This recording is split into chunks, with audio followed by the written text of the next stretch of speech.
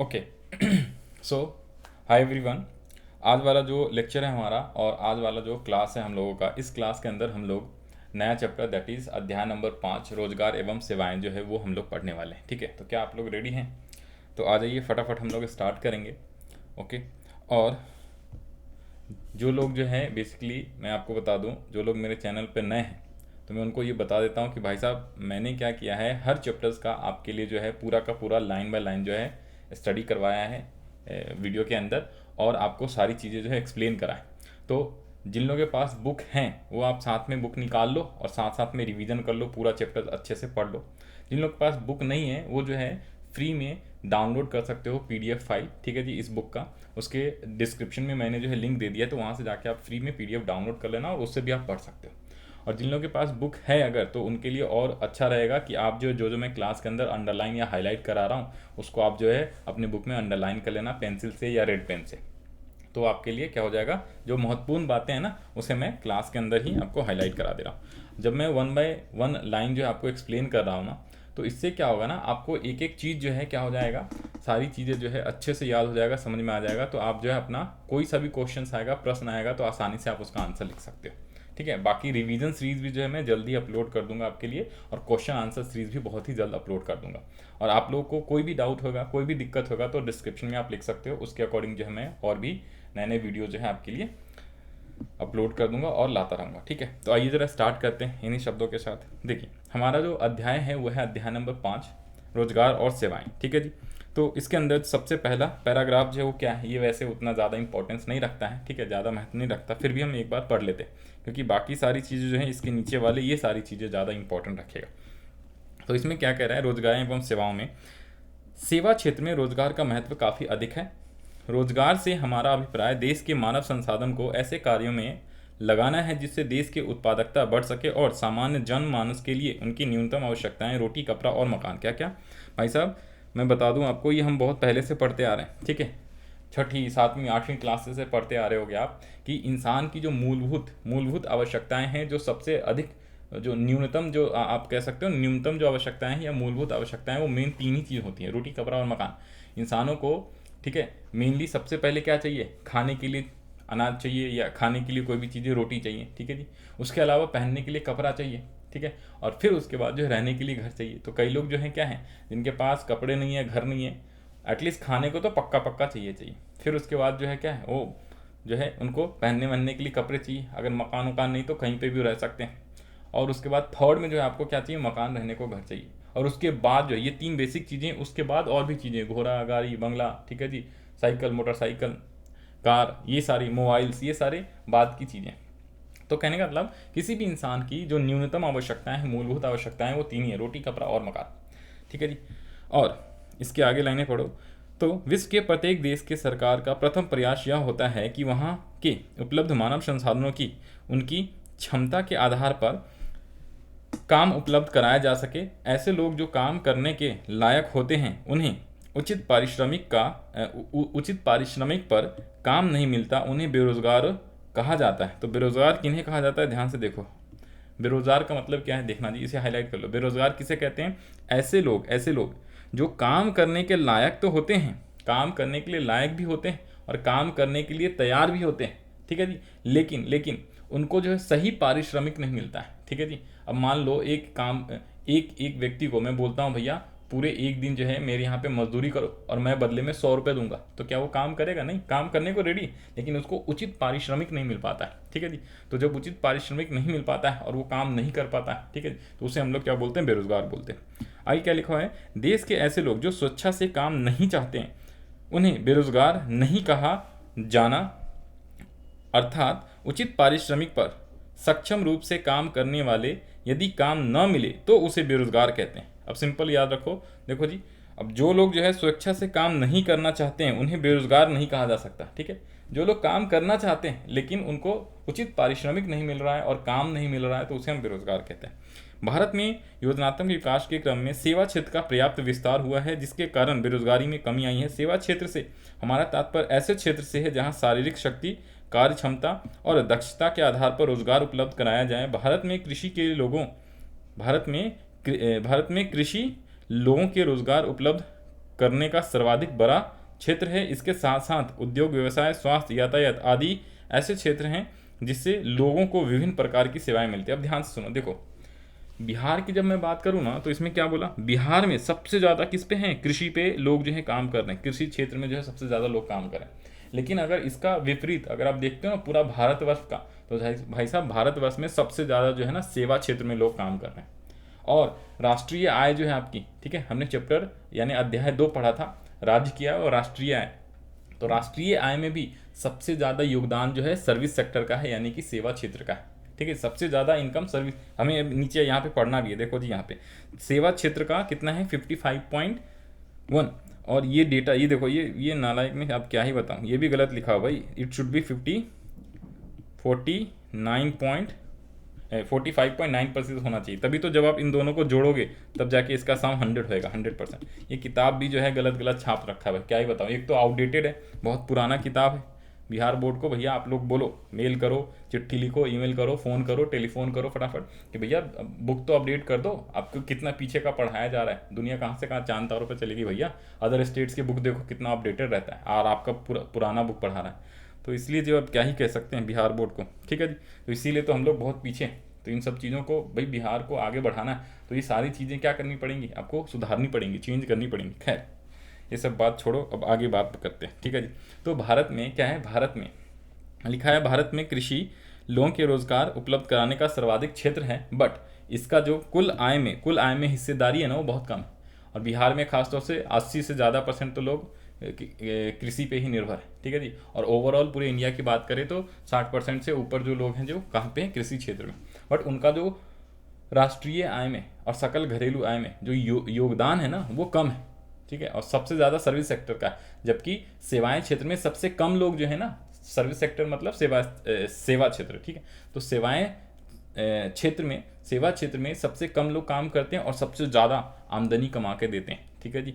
तो ये चीज़ें, तो कहने का मतलब इसीलिए हमें जो है ना ये सेवा क्षेत्र को पढ़ाया जा रहा है क्लास के अंदर, सेवा क्षेत्र और रोजगार, ठीक है। तो सेवा क्षेत्र बहुत लोगों को रोजगार दे रहा है आज के डेट में, और सेवा क्षेत्र में जो है बहुत ज़्यादा रोजगार बढ़ते जा रही है इंडिया के अंदर, हम भारतवर्ष की बात करें तो। ये सारी चीज़ इसमें पढ़ना था। एक तो हमने पढ़ा न्यूनतम आवश्यकता, रोटी कपड़ा मकान। दूसरा हमने इसमें मेनली जो हाईलाइट आप कर लो, जो मेन इंपॉर्टेंट लाइन है कि बेरोजगार किसे कहते हैं, बेरोजगार का मतलब क्या होता है।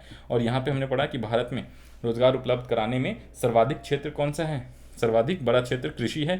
साथ साथ उद्योग, व्यवसाय, यातायात आदि ऐसे क्षेत्र जो लोगों को विभिन्न प्रकार की सेवाएं भी प्रदान करती। अब आगे पढ़ना है क्या, रोजगार और सेवाएं। अब ध्यान से पढ़ो, रोजगार सेवाएं यहाँ से बड़ा इंपॉर्टेंट, बहुत ही आसान वैसे चैप्टर है, सच बताऊँ तो मुश्किल नहीं है। 1-2 बार अगर आप रीड कर लोगे ना, और इस क्लास को 2-3 बार आप सुनो, ठीक है, ध्यान से, एक एक लाइन जो है स्किप नहीं करना। अब एक और बात बता दूं, जब ये वीडियो आप देखो ना तो इसको 1.5 पे देखो, या फिर आप 2 पे भी देख सकते हो।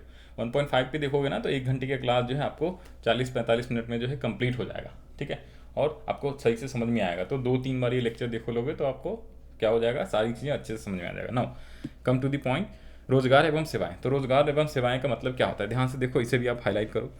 रोजगार एवं सेवाओं का अभिप्राय यहाँ पर इन बातों से है जब व्यक्ति अपने परिश्रम एवं शिक्षा के आधार पर जीवनोपार्जन के लिए धन एकत्रित करता है, और एकत्रित धन को जब पूंजी के रूप में व्यवहार किया जाता है और उत्पादन के क्षेत्र में निवेश किया जाता है, तो सेवा क्षेत्र उत्पन्न होता है। यहाँ से अब देखो एक और भी चीज़ आपको बता दूँ, जब आप पढ़ रहे हो ना भाई साहब, ये जो मैं हाईलाइट कर रहा हूँ ना, हाईलाइटर आता है, स्टेशनरी शॉप में जाना और एक हाईलाइटर भी खरीद लेना, 15 से 20 रुपये का हाईलाइटर आता है, ठीक है जी। और जब आप कोई सा भी सब्जेक्ट पढ़ो ना बुक में, थ्योरी वाला, खासतौर से जो थ्योरी वाली बुक होती है ना, ठीक है जी, तो इसके अंदर आप हाईलाइटर रखोगे ना, तो जो जो इंपॉर्टेंट लाइन है जब आप रीड करोगे उसको हाईलाइट करते रहो, ठीक है जी। और अभी से ये हैबिट डालो पढ़ने का, रीड करने का और हाईलाइट करने का, और बुक को पढ़ने का, वो हैबिट डालो अभी से आप। 1 घंटे आधे घंटे डेली कोई सा भी थ्योरी वाला चैप्टर है, चाहे वो इंग्लिश है, हिंदी है, ठीक है जी, संस्कृत है, या फिर हिस्ट्री, सिविक, ज्योग्राफी और इकोनॉमिक्स, ये सब आप पढ़ोगे ना तो आपको बहुत ज़्यादा ज्ञान मिलेगा खुद से। जितना आप कोचिंग क्लासेस में पढ़ने जाते हो ना, तो वो तो ठीक है, वो अच्छी बात है, वहाँ पे डाउट वगैरह ज़्यादा पूछो, लेकिन बुक को आप घर से रीड करके जाओ, समझ रहे हो बात को। तो रीडिंग करना इज़ वेरी वेरी इंपॉर्टेंट। जब आगे आप हायर क्लासेस में जाओगे, 11th 12th 12वीं, फिर ग्रेजुएशन में, फिर उसके बाद IAS IPS इन सब का अगर एग्जाम वगैरह तैयारी करोगे तो भाई साहब वहाँ पे आपको सारी चीज़ें दोबारा से रीड करना पड़ेगा, पढ़ना पड़ेगा। इसलिए बेटर है कि आज से ही क्या इसकी पढ़ाई कर लो। आपको पता होना चाहिए, जब आप आईएएस की तैयारी करते हो तो आपको जितनी भी एनसीईआरटी की बुक है, सारे सब्जेक्ट्स वो आपको एक एक पहली क्लास से लेकर 12वीं तक की पढ़नी पड़ती है। ठीक है, आप किसी आईएएस वाले पर्सन या जो एसएससी ये सब तैयारी करता है उससे आप पूछना, अपने भाई बंधु से।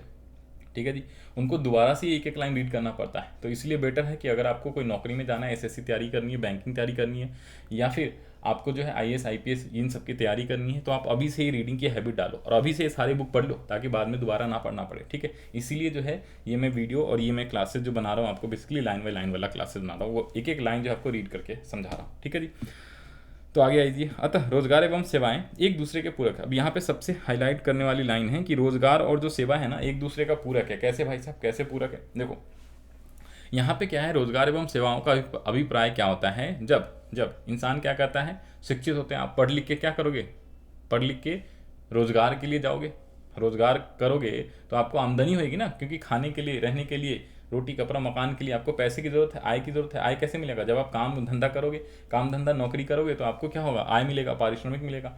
फिर उस आय का क्या करोगे, आप खाने पीने पे खर्चा करोगे, और जो कुछ बच जाएगा वो आप सेव कर लोगे, बचत कर लोगे। हमने पिछले चैप्टर में पढ़ा हुआ है। ठीक है जी, बचत, बैंकिंग, मुद्रा, इसमें। ठीक है जी, तो जितना भी हम आमदनी कमाते हैं उसका कुछ हिस्सा कंजम्पशन पे खर्च करते हैं। ठीक है, कंजम्पशन एक्सपेंडिचर पे व्यय करते हैं, और जो बच जाता है उसको हम बचत करते हैं, सेविंग करते हैं। ठीक है जी, तो जो सेविंग वाला पोर्शन होता है ना, उसको कहीं ना कहीं आप इन्वेस्ट करते हो, यानी कि निवेश करते हो। आप नहीं करते तो कई बार आप बैंक में जमा करा लेते हो ना, तो बैंक भी क्या करता है, उस पैसे को निवेश ही करता है कहीं ना कहीं। और जिससे क्या होता है, पूरा ओवरऑल भारत का जो विकास हो रहा है ना, वो सब चीज़ें एक दूसरे से जुड़ी हुई हैं भाई साहब। जब आप आगे के कक्षा में जाओगे और अच्छे से आपको समझ में आएगा, पढ़ना पड़ेगा। तो इसीलिए इकोनॉमिक जो ऐसा सब्जेक्ट है ना, बहुत ही ज़्यादा इंपॉर्टेंट, आपके डे टू डे लाइफ में ये काम आता है। मैं सच बताऊँ तो, चाहे आपके पास साइंस ही क्यों ना। ठीक है जी, तो इकोनॉमिक्स में मतलब कि बहुत ज़्यादा, मैं हिस्ट्री से ज्योग्राफी की बात नहीं कर रहा फिलहाल तो, बाकी जो इकोनॉमिक्स ऐसा सब्जेक्ट है ना, वो आपके लाइफ टाइम तक कहीं ना कहीं काम आता है। ठीक है जी, आपके डे टू डे लाइफ में कुछ ना कुछ चीज़ें जुड़ी रहती हैं। चाहे आप एक साग सब्जी खरीदने जाओ ना, तो वहाँ पे इकोनॉमिक्स की चीज़ें आती हैं, डिमांड सप्लाई, मांग पूर्ति। ठीक है जी, तो ये सारी चीज़ें आती हैं। खैर, यहाँ पे दोबारा से आ जाते हैं। तो यहाँ पे मेनली लाइन का क्या कह रहा है कि रोजगार और सेवाएं जो है ना एक दूसरे का क्या है, पूरक है। तो कैसे, तो मैंने कहा आप जितनी भी धन कमाओगे उस पर उसका कुछ खर्चा करोगे, और बाकी क्या आप क्या करोगे, सेविंग, बचत कर लोगे, या फिर निवेश कर लोगे। तो जो सेविंग इक्वल्स टू भी निवेश, हमने पढ़ा भी था। तो जितना सेविंग होता है वही तो अल्टीमेटली क्या हो जाता है, निवेश हो जाता है। पिछले चैप्टर में पढ़ा था, जिनको नहीं पढ़ता वो पिछले चैप्टर में जाके आप पढ़ सकते हो। तो जितना आप सेविंग करोगे, बचाओगे, उतना ही आप निवेश करोगे, और निवेश जैसी करोगे तो क्या होता है, उससे क्या होता है जी, सेवा क्षेत्र उत्पन्न होता है। निवेश करोगे तो उससे सेवा क्षेत्र उत्पन्न होगा। सेवा क्षेत्र जैसे कि भैया हेल्थ की फैसिलिटी, शिक्षक लोग सेवा देते हैं, डॉक्टर लोग सेवाएं देते हैं। ठीक है जी, जो आपकी मेट्रो रेल, ट्रेन, बसें, ये सारी जो चलती हैं सेवाएं, जो आप जियो का सिम यूज़ करते हो ना, जियो का सिम, ठीक है जी, टेलीफोन करने के लिए, मोबाइल फ़ोन नहीं, सिम कार्ड, तो वो आपको सेवाएं दे रहा है। ठीक है, और बदले में आपसे पैसे चार्ज कर रहा है। तो जितना भी आप निवेश करोगे तो फिर उससे क्या हो जाता है, सेवाएं क्षेत्र उत्पन्न होता है। तो इसलिए वी कैन से, हम ये कह सकते हैं कि सेवा और रोजगार दोनों एक दूसरे के पूरक हैं। रोजगार की यहाँ पे बात करा, ठीक है जी। तो रोजगार वृद्धि से सेवा क्षेत्र का भी क्या होता है, विस्तार होता है। जितना ज़्यादा रोजगार होगा ना, आपकी आमदनी बढ़ेगी, आमदनी बढ़ेगी तो आप बचत भी करोगे, बचत करोगे तो वही निवेश में जाएगा, निवेश में जाएगा तो अपने आप क्या हो जाएगा, सेवा क्षेत्र अच्छा होता चला जाएगा। लोगों को अच्छी सेवाएं चाहिए, जितना ज़्यादा पैसे, जितना ज़्यादा आमदनी। फिर आप कहोगे नहीं भाई नहीं, हम तो हैं अब एसी बस में ट्रेवल करेंगे, हम जो है फर्स्ट क्लास में अब जाएंगे स्लीपर क्लास की जगह पे, ठीक है जी। तो ये धीरे धीरे क्या होता है, सेवाएं क्षेत्र बढ़ते चला जाता है ना। अब हमें जो नया टॉपिक पढ़ना है, नेक्स्ट टॉपिक आपका आर्थिक विकास का क्षेत्र, ठीक है जी। आ जाओ जी, आ जाओ फटाफट, ध्यान से सभी लोग। अभी तक नींद में जगे हो तो भैया उठ जाओ, सो रखे हो तो उठ जाओ, एकदम दिमाग को पूरा ओपन कर लो और पूरे अच्छे से पढ़ो। आ जाओ जी। तो आर्थिक विकास का क्षेत्र क्या होता है, देखो जी, देखो रोजगार एवं सेवाएं आर्थिक क्रियाओं के विकास का विस्तार से उपलब्ध होती है। इसलिए कहा जाता है कि आर्थिक प्रगति के कारण देश के विकास के साथ साथ सेवा क्षेत्र का विस्तार होता है, जिसके फलस्वरूप लोगों के लिए रोजगार के नए नए अवसर उपलब्ध होने लगते हैं। आर्थिक विकास के मुख्य रूप से 3 क्षेत्र होते हैं। ये हमने पहले भी पढ़ा हुआ है अध्याय वन में कौन सा, कृषि क्षेत्र, उद्योग क्षेत्र और आपका सेवा क्षेत्र। अब इसको अंग्रेजी में क्या कहते हैं, देखो जी, एग्रीकल्चर सेक्टर, इंडस्ट्रियल सेक्टर और सर्विस सेक्टर्स। और यहाँ पे आप ये लिख लो इक्वल करके, इक्वल। जो एग्रीकल्चर सेक्टर है ना, आपने अध्याय 1 में प्राथमिक सेक्टर पढ़ा था, प्राथमिक क्षेत्र, जिसे अंग्रेजी में प्राइमरी सेक्टर बोलते हैं। जो उद्योग क्षेत्र है ना, उसे द्वितीयक कैसे लिखते हैं भैया, द्वितीयक, एक बार चेक कर लेना स्पेलिंग, द्वितीयक क्षेत्र। और तृतीयक कैसे होता है? तृतीयक क्षेत्र, एक बार दोबारा से चेक कर लेता हूँ, रुको, ठीक है। हिंदी थोड़ी सी जो है ना वो हो रखी है, प्रैक्टिस छूट रखी है भाई, हिंदी ऐसी बात नहीं कि नहीं आती ना। तो हिंदी में क्या लिखना है? प्राथमिक क्षेत्र एंड द्वितीयक क्षेत्र इन हिंदी। ये लो, प्राथमिक क्षेत्र, द्वितीयक क्षेत्र कहाँ गया? प्राथमिक कृषि कहाँ है? अरे भैया रुक जाओ, ये रहा। द्वितीयक तो दीर्घिकार होता है, और तृतीयक, ठीक है, तृतीयक में भी दीर्घिकार। चलो जी, मैंने ये देख लिया, अपना इंप्रूव कर लिया। तो यहाँ द्वितीयक में दीर्घिकार लिखो भैया, ठीक है, हो जाता है कई बार भाई, कोई दिक्कत वाली बात नहीं। तृतीयक क्षेत्र, सॉरी तृतीयक क्षेत्र तो नीचे लिखना है, तो ये तृतीयक क्षेत्र हो गया। और उद्योग को द्वितीयक क्षेत्र भी बोलते हैं, द्वितीयक क्षेत्र। अब बहुत सालों से भैया हिंदी आजकल लिख नहीं पा रहे ना, तो इसलिए थोड़ा मुश्किल, बट कोई बात नहीं, ठीक है जी। तो आ जाओ। हाँ जी, तो एक तो भाई मैं बता दूं आपको, हिंदी में पढ़ा रहा हूँ, मेरे लिए बहुत चैलेंजिंग है, आपको पता नहीं, ठीक है। ऐसा नहीं कि मैं हिंदी नहीं पढ़ा हूँ, ठीक है, लेकिन बहुत सालों से अब सारे काम इंग्लिश में ही कर रहा हूँ ना, तो इसलिए हिंदी थोड़े दिनों के लिए छूटी हुई है, तो इसलिए, बट फिर भी ठीक है, धीरे धीरे इंप्रूव भी हो रही है, मैं कर रहा हूँ कोशिश। आ जाओ, तो इसलिए आ जाओ जी। यहाँ पे कृषि क्षेत्र को ही प्राथमिक क्षेत्र कहते हैं, उद्योग क्षेत्र को हम लोग द्वितीयक क्षेत्र कहते हैं, और सेवा क्षेत्र को हम लोग तृतीयक क्षेत्र भी कहते हैं। Primary, secondary and tertiary sectors, अंग्रेजी में बोलूँ तो primary sector, secondary sector and tertiary sector. आपको दोनों नाम याद रखना, ये सेम ही चीज़ होता है। प्राइमरी सेक्टर को ही कृषि क्षेत्र कहते हैं, उद्योग वाले को ही द्वितीयक क्षेत्र कहते हैं, और सेवा क्षेत्र को ही तृतीयक क्षेत्र कहते हैं, ठीक है। ये हमने चैप्टर अध्याय 1 में भी पढ़ा था। तो आ जाओ जी, अब क्या होगा? कृषि क्षेत्र में मेनली कृषि है। उद्योग का मतलब क्या होता है? जो कल कारखाने होते हैं, ठीक है जी, बड़े बड़े उद्योग, कंपनीज वगैरह, जो बिस्किट बनाना, ठीक है जी, आइसक्रीम बनाना, पेन बनाना, पेंसिल बनाना, ठीक है, कंप्यूटर बनाना, मोबाइल बनाना, ये सब उद्योग क्षेत्र में आता है। और सेवा क्षेत्र में आपको बताया ना, सिम कार्ड जो अभी यूज़ कर रहे हो, तो जियो सेवा प्रदान कर रहा है। जो एक शिक्षक है आपका, वो सेवा दे रहा है, वकील सेवा दे रहा है, डॉक्टर सेवाएं दे रहा है, ठीक है जी, तो इसे आप सेवा क्षेत्र कहते हो। तो आज जी फटाफट रीड कर लेते हैं क्या कह रहा है। रोजगार, ये तो हमने पढ़ लिया। यहाँ पे देखो 3 टाइप के क्या होते हैं? क्षेत्र होते हैं। मुख्य रूप से 3 क्षेत्र होते हैं, मुख्य रूप से 3 क्षेत्र होते हैं। तो कौन कौन से? कृषि क्षेत्र, उद्योग क्षेत्र और आपका सेवा क्षेत्र। हम तीनों को पढ़ लेते हैं क्विकली। देखो क्या कह रहा है, भारत एक कृषि प्रधान देश है। कृषि क्षेत्र का कुल जनसंख्या लगभग 67%, ये बहुत अच्छा इंपॉर्टेंट है, याद कर लेना।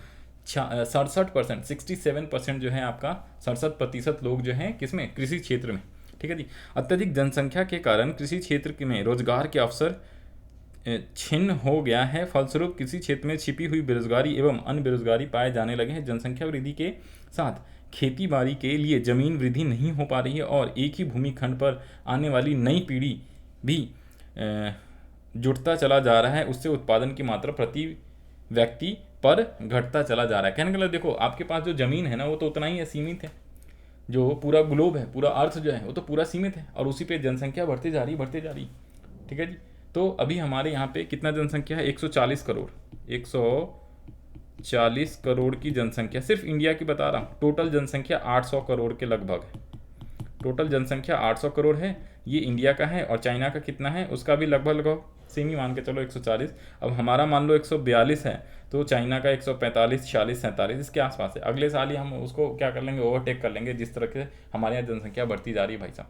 अगले साल नहीं तो उसके अगले साल, 1-2 साल में ये आगे आ जाएंगे, देख लेना आप, ठीक है जी। ये मैंने लिख दिया डेटा। टोटल 800 है पूरे विश्व का, ये है चाइना का, और ये है इंडिया का यानी भारत का। तो भारत की जो कुल जनसंख्या है लगभग 140 करोड़ बोल रहे हैं, 140 प्लस ही है, ठीक है, 140, 42, 43 इतना मान लो। और चाइना का जो है वो भी 140 प्लस है, लेकिन उसका समझो हमसे थोड़ा सा ज़्यादा है। आप समझो 20, 30, 40, 50 जो है ना, या 100-200 करोड़ जो है उसका ज़्यादा, 100-200 करोड़ कह रहा हूँ, 10-20 करोड़ ज़्यादा होगा, ज़्यादा से ज़्यादा। इसके अलावा जो पूरे वर्ल्ड वाइड है वो 800 करोड़ है टोटल जनसंख्या। ये जनरल नॉलेज के लिए बता दिया आपको। तो हमारे यहाँ पे जितनी भी जनसंख्या है ना, उसका 67% यानी 67% लोग जो हैं कृषि पे निर्भर है। उद्योग क्षेत्र की बात करें तो रोजगार का दूसरा क्षेत्र कौन कहलाता है? उद्योग क्षेत्र। इस क्षेत्र के माध्यम से भी रोजगार की प्राप्ति की जा रही है। देश के औद्योगिक विकास की गति में तेजी आने के द्वारा औद्योगिक क्षेत्र में रोजगार की वृद्धि। अब ध्यान से देखो, अब ये भी बता दूं, कोरोना के बाद ना, कोविड के बाद, 2020 के बाद जो है सबसे ज़्यादा जो है ना उद्योग क्षेत्र कहाँ पे है? चाइना में। ठीक है जी। विदेशी कंपनीज एप्पल, आईफोन, सैमसंग वाले, ये सब के सब जितने भी आप टीवी यूज़ कर रहे हैं ना, उसका जो स्क्रीन होता है सारा का सारा चाइना में बनता है भाई। और ज़्यादातर तो टीवी भी चाइना में बनता है, मोबाइल फ़ोन ज़्यादातर चाइनीज, देखते नहीं चाइनीज़ प्रोडक्ट कितना हमारे इंडिया में फैला हुआ है।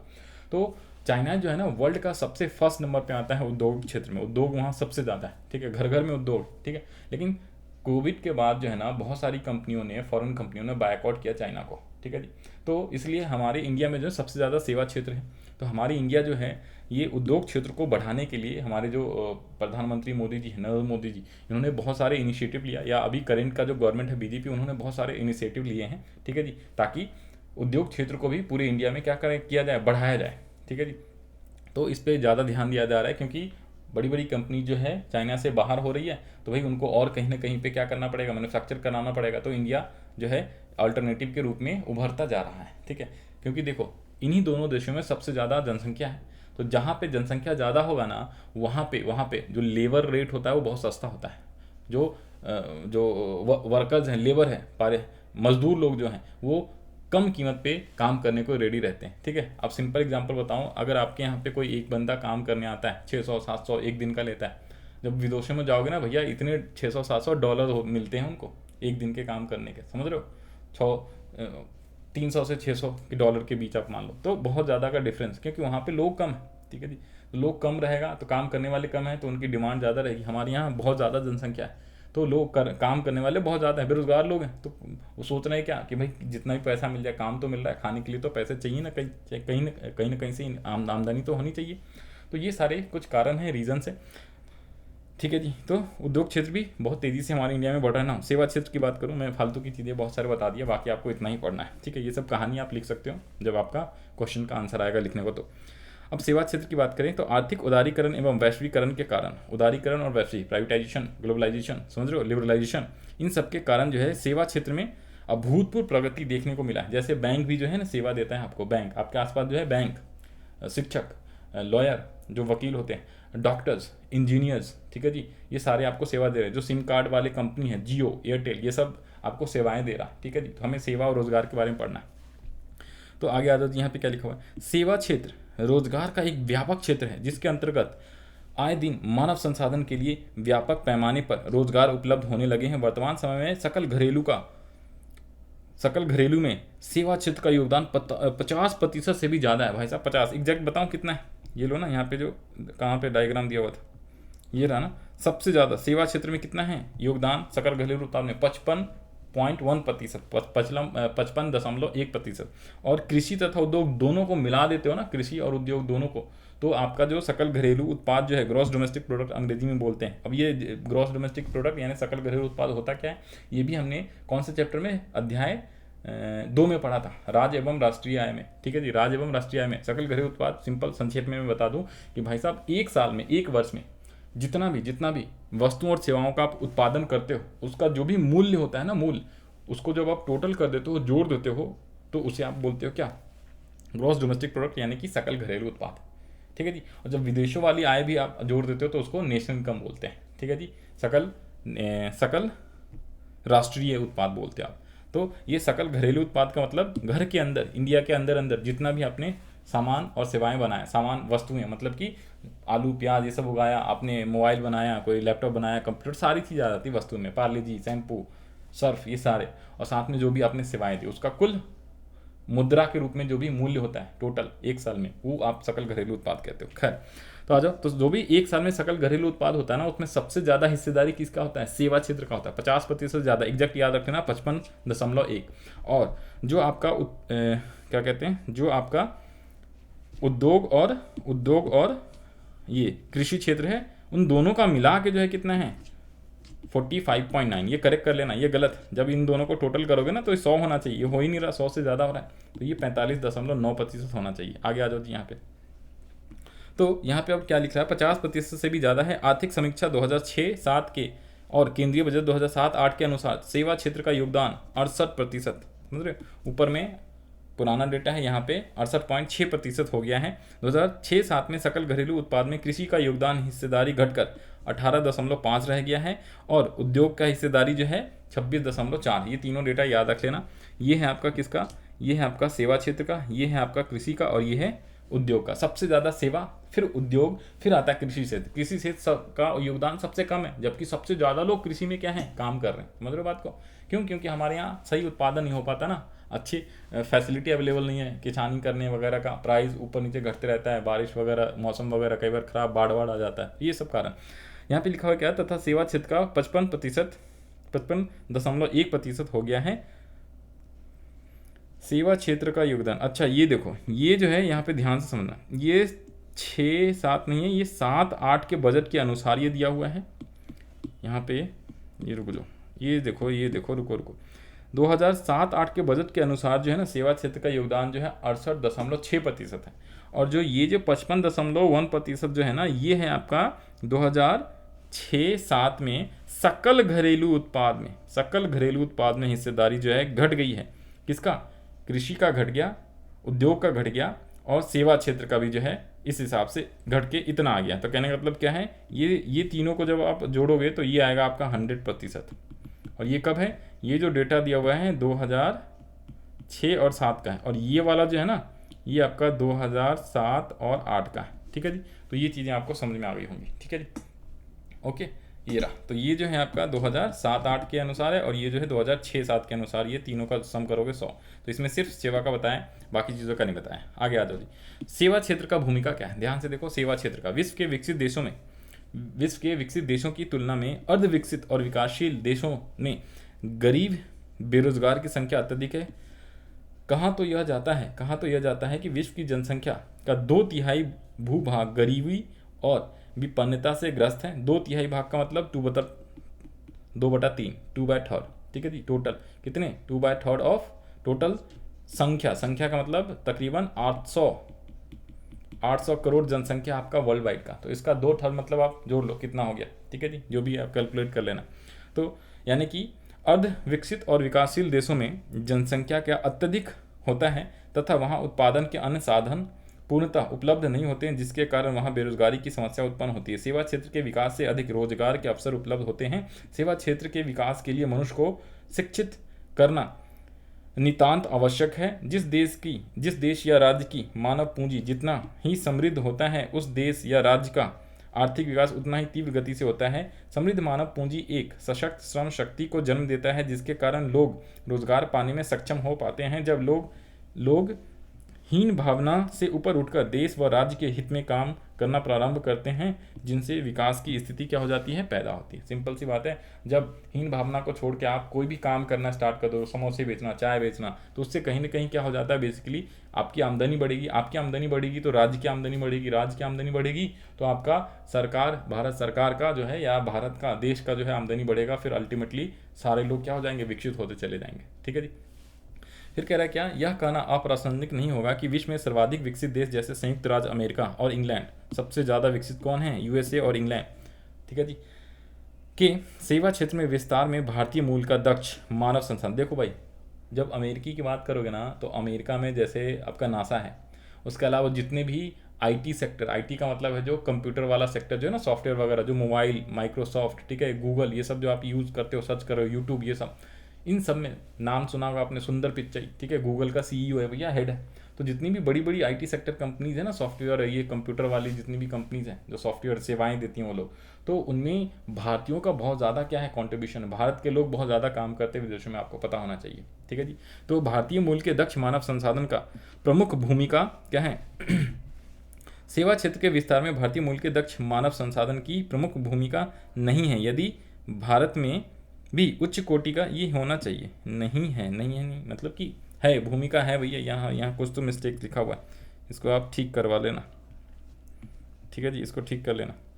मतलब कि भारतीय मूल का बहुत ज़्यादा कंट्रीब्यूशन है, अंग्रेजी में कहूँ तो। ठीक है, तो यदि भारत में भी उच्च कोटि के उत्पादन क्षेत्रों को कारगर किया जाए, वे यहाँ उपलब्ध मानवीय संसाधनों के द्वारा आर्थिक विकास की गति और उनके तेज किया जा सकता है। कहाँ तो यह भी जाता है कि भारत में मानवीय विकास विश्व के सर्वश्रेष्ठ मानवीय संसाधनों में आते हैं। कहने का मतलब क्या है, भारत के जो मानवीय संसाधन है बहुत ज़्यादा है भाई। देखो, जिस देश का पॉपुलेशन ज़्यादा होगा कहीं ना कहीं, ठीक है, उसके लिए वो भी एक संसाधन है। संसाधन मतलब समझते हो ना, जैसे कोयला आपका संसाधन, अगर भारतवर्ष की बात करें, आपके पास जो भी चीज़ें वो संसाधन है, आपके पास मोटर बाइक है तो आपके लिए वो संसाधन है, ठीक है। तो वैसे ही इंडिया, भारतवर्ष के लिए ह्यूमन, भाई हमारे पॉपुलेशन क्या है, नंबर 2 पे आ रही है, चाइना की पॉपुलेशन नंबर 1 पे आ रहे हैं, तो ये एक तरीके से साधन है। जब आगे के क्लासेस में जाओगे ना 11वीं 12वीं, तो वहाँ पे चैप्टर ही पढ़ना होता है, अध्याय ही, मानव संसाधन, ठीक है जी। तो मानव भी एक तरीके से संसाधन है। इसका आप क्या करोगे, अगर भारत में जितनी भी जनसंख्या लोग रह रहे हैं ना, इसको अच्छे से पढ़ाएं लिखाएं, समझ रहे हो। शिक्षा का इतना बहुत घटिया स्तर है इंडिया में, पूरी इंडिया की बात करूं भाई साहब, खासतौर से बिहार की बात करें तो अगर इन लोग को शिक्षा दे दिया जाए ना, पढ़ा लिखा के, अच्छा शिक्षा पे खर्च नहीं कर रही सरकार ना, बढ़िया से अगर खर्च कर दे, बड़े बड़े अच्छे स्कूल, जैसे दिल्ली में बढ़िया स्कूल बने हुए, आप आके देखोगे तो पता चलेगा। तो शिक्षा पे अगर अच्छा से सरकार खर्च करना स्टार्ट कर दे और हर लोग को अच्छा शिक्षा देना स्टार्ट कर देना, तो हर लोग अपने आप में क्या हो जाएंगे, डेवलप्ड हो जाएंगे, ठीक है जी। अपने आप उनकी माइंड चलने लगेगा, ज्ञान हो जाएगा, ठीक है। तो उससे क्या, आप शिक्षा क्यों ग्रहण कर रहे हो, ताकि जो है आप क्या कर पाओ, अच्छी शिक्षा लोगे, आपके पास ज्ञान रहेगा तो आप अच्छा काम करोगे, अच्छा नौकरी करोगे, तो आपकी आमदनी भी अच्छी होगी, आमदनी अच्छी होगी तो आप अपने आप को विकास कर लोगे, ठीक है। अब जो लोग शिक्षित नहीं है, लोग क्या कर रहे हैं, मजदूरी वाला काम कर रहे हैं, कम कम दरों पे काम कर रहे हैं, कई लोगों को पता नहीं हो किस चीज़ का कितना प्राइस होना चाहिए, ठीक है, कितने दाम पे कौन सी चीज़ें मिलती। तो ये चीज़ें ना, ये कहाँ से ज्ञान आता है, शिक्षा से आता है। अमेरिका, इंग्लैंड, रशिया, ये सब भैया चांद तारों पे जा रहे हैं और हम जो है यहीं पे रह रहे हैं, ठीक है। धरती पे ही आपस में लड़ मर रहे हैं, 100 रुपये 200 रुपये के लड़े जा रहे हैं, समझ रहे हो। और कहाँ लोग कहाँ से कहाँ पहुँच रहे हैं, मंगल पे जाने की तैयारी हो रही है भाई साहब, अमेरिकन लोग, और हम लोग तो बस, समझ रहे हो बात को। तो कहने का मतलब क्या है कि भारत में जो भी है ना मानव, वो भी एक तरीके से संसाधन है, उसका अच्छे से विकास कर दिया जाए ना, तो भाई साहब हम भी जो है अमेरिका और इंग्लैंड से आगे जा सकते हैं। क्योंकि अमेरिका इंग्लैंड में भैया मानव संसाधन कम है, वहाँ पे पॉपुलेशन कम है ना, जनसंख्या। इंग्लैंड एक तो छोटा सा शहर है भैया, इंग्लैंड छोटा सा ही देश है, ठीक है, उनकी जनसंख्या बहुत कम है। अमेरिका की फिर भी ठीक है, ज़्यादा है, लेकिन हमसे ज़्यादा तो नहीं है ना, समझ रहे हो बात को। तो हमारे लिए बहुत बड़ा अपॉर्चुनिटी, हम चाहें अपने मानव का अच्छे से विकास कर लेना, तो भाई साहब हम भी जो है बहुत आगे जा सकते हैं। खैर आगे आ जाओ जी।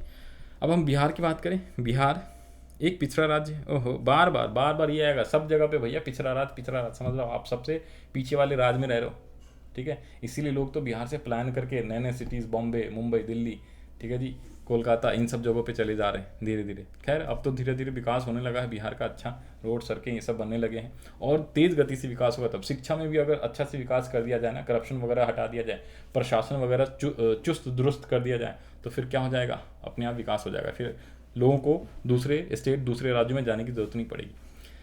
तो आज़ाद जी बिहार देश का एक पिछड़ा राज्य है जो वर्षों तक गरीबी और बेरोजगारी का केंद्र रहा है। देश के अन्य राज्यों जैसे उड़ीसा, मध्य प्रदेश, उत्तर प्रदेश ऐसे राज्य हैं जहां ऐसे उड़ीसा, उत्तर प्रदेश, मध्य प्रदेश ऐसे राज्य हैं जहां की आर्थिक विकास की ओर तेजी से उन्मुख नहीं हो सका है। ये भी हमारे बिहार की तरह, उत्तर प्रदेश हो गया, उड़ीसा आपके बगल पड़ोसी देश, पड़ोसी राज्य, और आपका मध्य प्रदेश, ये सब भी बहुत ही पीछे उसमें आते हैं, ठीक है, पिछले राज्य में आते हैं। आगे लिखा हुआ क्या, विगत वर्षों में बिहार में आर्थिक प्रगति दिखने लगा है, जाहिर सी बात है। अभी ये तो 2007-8 की बात बता रहे हैं, ठीक है जी, डेटा सब 7-8 के हिसाब से बनाया हुआ किताब। अब अभी हम 2022 में चल रहे हैं, तो अभी तो पुल, हाईवे ये सब बहुत ज़्यादा बनना स्टार्ट हो गया, तो विकास अब बढ़ने लगा है, जाहिर सी बात है। तो जैसे सड़क का विस्तार एवं स्वास्थ्य सेवाएं का प्रसार, ठीक है, पिछले दिनों बाढ़ की विभीषिका और सूखे के कारण जो विपरीत परिस्थितियां आई हैं, उससे बिहार के विकास के कार्य एक बड़ा झटका लगा है। फिर भी दूर संचार सेवाएं, यातायात सेवाएं, चिकित्सा सेवाएं, शिक्षा सेवाएं, ब्यूटी पार्लर की सेवाएं, स्वरोजगार की सेवाएं इत्यादि की व्यापक प्रसार के कारण बिहार में सेवा क्षेत्र में पर्याप्त विस्तार हुआ है। राज्य स्तर पर सेवा क्षेत्र की भूमिका को नकारा नहीं जा सकता है। सरकारी एवं गैर सरकारी दोनों ही स्तर पर इसका व्यापक प्रभाव पड़ा है, जिससे काफ़ी लोग लाभान्वित हुए हैं और हो रहे हैं। तो ये चीज़ें यहाँ पे हाईलाइट कर लेना जी, कौन कौन सी चीज़ें, तो बहुत सारे जो हैं सेवाएं, ठीक है जी। ये अब इसके आगे आ जाओ जी, सेवा क्षेत्र का भाग। सेवा क्षेत्र का भाग क्या है, सेवा क्षेत्र का 2 भागों में विभक्त किया हुआ है, सरकारी और गैर सरकारी। तो यहाँ पे है सरकारी सेवा, और इसके नीचे यहाँ पे हाईलाइट है गैर सरकारी। सरकारी सेवा में कौन कौन से आते हैं, देखो जी, टोटल 11 सेवाएं सरकारी सेवा में हैं। सैन्य सेवा, रेल सेवा, वायु सेवा, स्वास्थ्य सेवा, वित्त सेवाएं, अन्य सरकारी और कोई सेवाएं, शिक्षा, बस, कृषि, अभियंत्रण और बैंकिंग। अब देखो जी, बैंकिंग जितनी भी है सरकारी वाले बैंक, अभियंत्रण, कृषि, ठीक है जी। बस सेवा, बसें जो हैं बिहार ट्रांसपोर्ट कॉरपोरेशन की बसें चलती हैं, BRTBC ऐसे करके देखोगे, सरकारी बस जो चलती हैं, जैसे पटना जंक्शन से दिल्ली हाजीपुर जंक्शन तक जो है आपका क्या चलता है, सरकारी बसें भी चलती हैं। इवन अदर स्टेट में भी चलती हैं, पटना से दिल्ली तक भी चलती हैं बसें, ठीक है जी। तो सरकारी वाली और प्राइवेट भी चलती है, तो ये सरकारी की शिक्षा, गवर्नमेंट स्कूल, और उसमें प्राइवेट स्कूल भी है। तो गवर्नमेंट स्कूल की हम सिर्फ बात करें, सरकारी सेवाएं मतलब जो सरकार सेवाएं दे रही हैं, सैन्य सेवाएं देती हैं, रेल सेवाएं, पुलिस सेवाएं भी देती हैं इवन, जिसके अंदर सैन्य सेवाएं के अंदर आता है, वायु सेवा, ठीक है जी, स्वास्थ्य सेवा, वित्त सेवा, ये सारे। तो आगे आजाद जी क्या कह रहा है, सरकारी सेवा का मतलब क्या होता है, देश व राज्य दोनों, चाहे सरकारी सेवा राज्य सरकार करे या देश की सेंट्रल सरकार करे, दो सरकारें होती है ना, आपको पता ही है, हर स्टेट में अपनी स्टेट की सरकार है और एक सेंट्रल सरकार है जो पूरे भारतवर्ष के लिए होता है, ठीक है जी। तो देश व राज्य की सरकारें लोगों को काम के बदले मानसिक वेतन और इन्हें विभिन्न क्षेत्रों में काम लेती है, इसे सरकारी सेवा कहा जाता है, जिसे आप सरकारी नौकरी भी कहते हो, सरकारी नौकरी, ठीक है जी।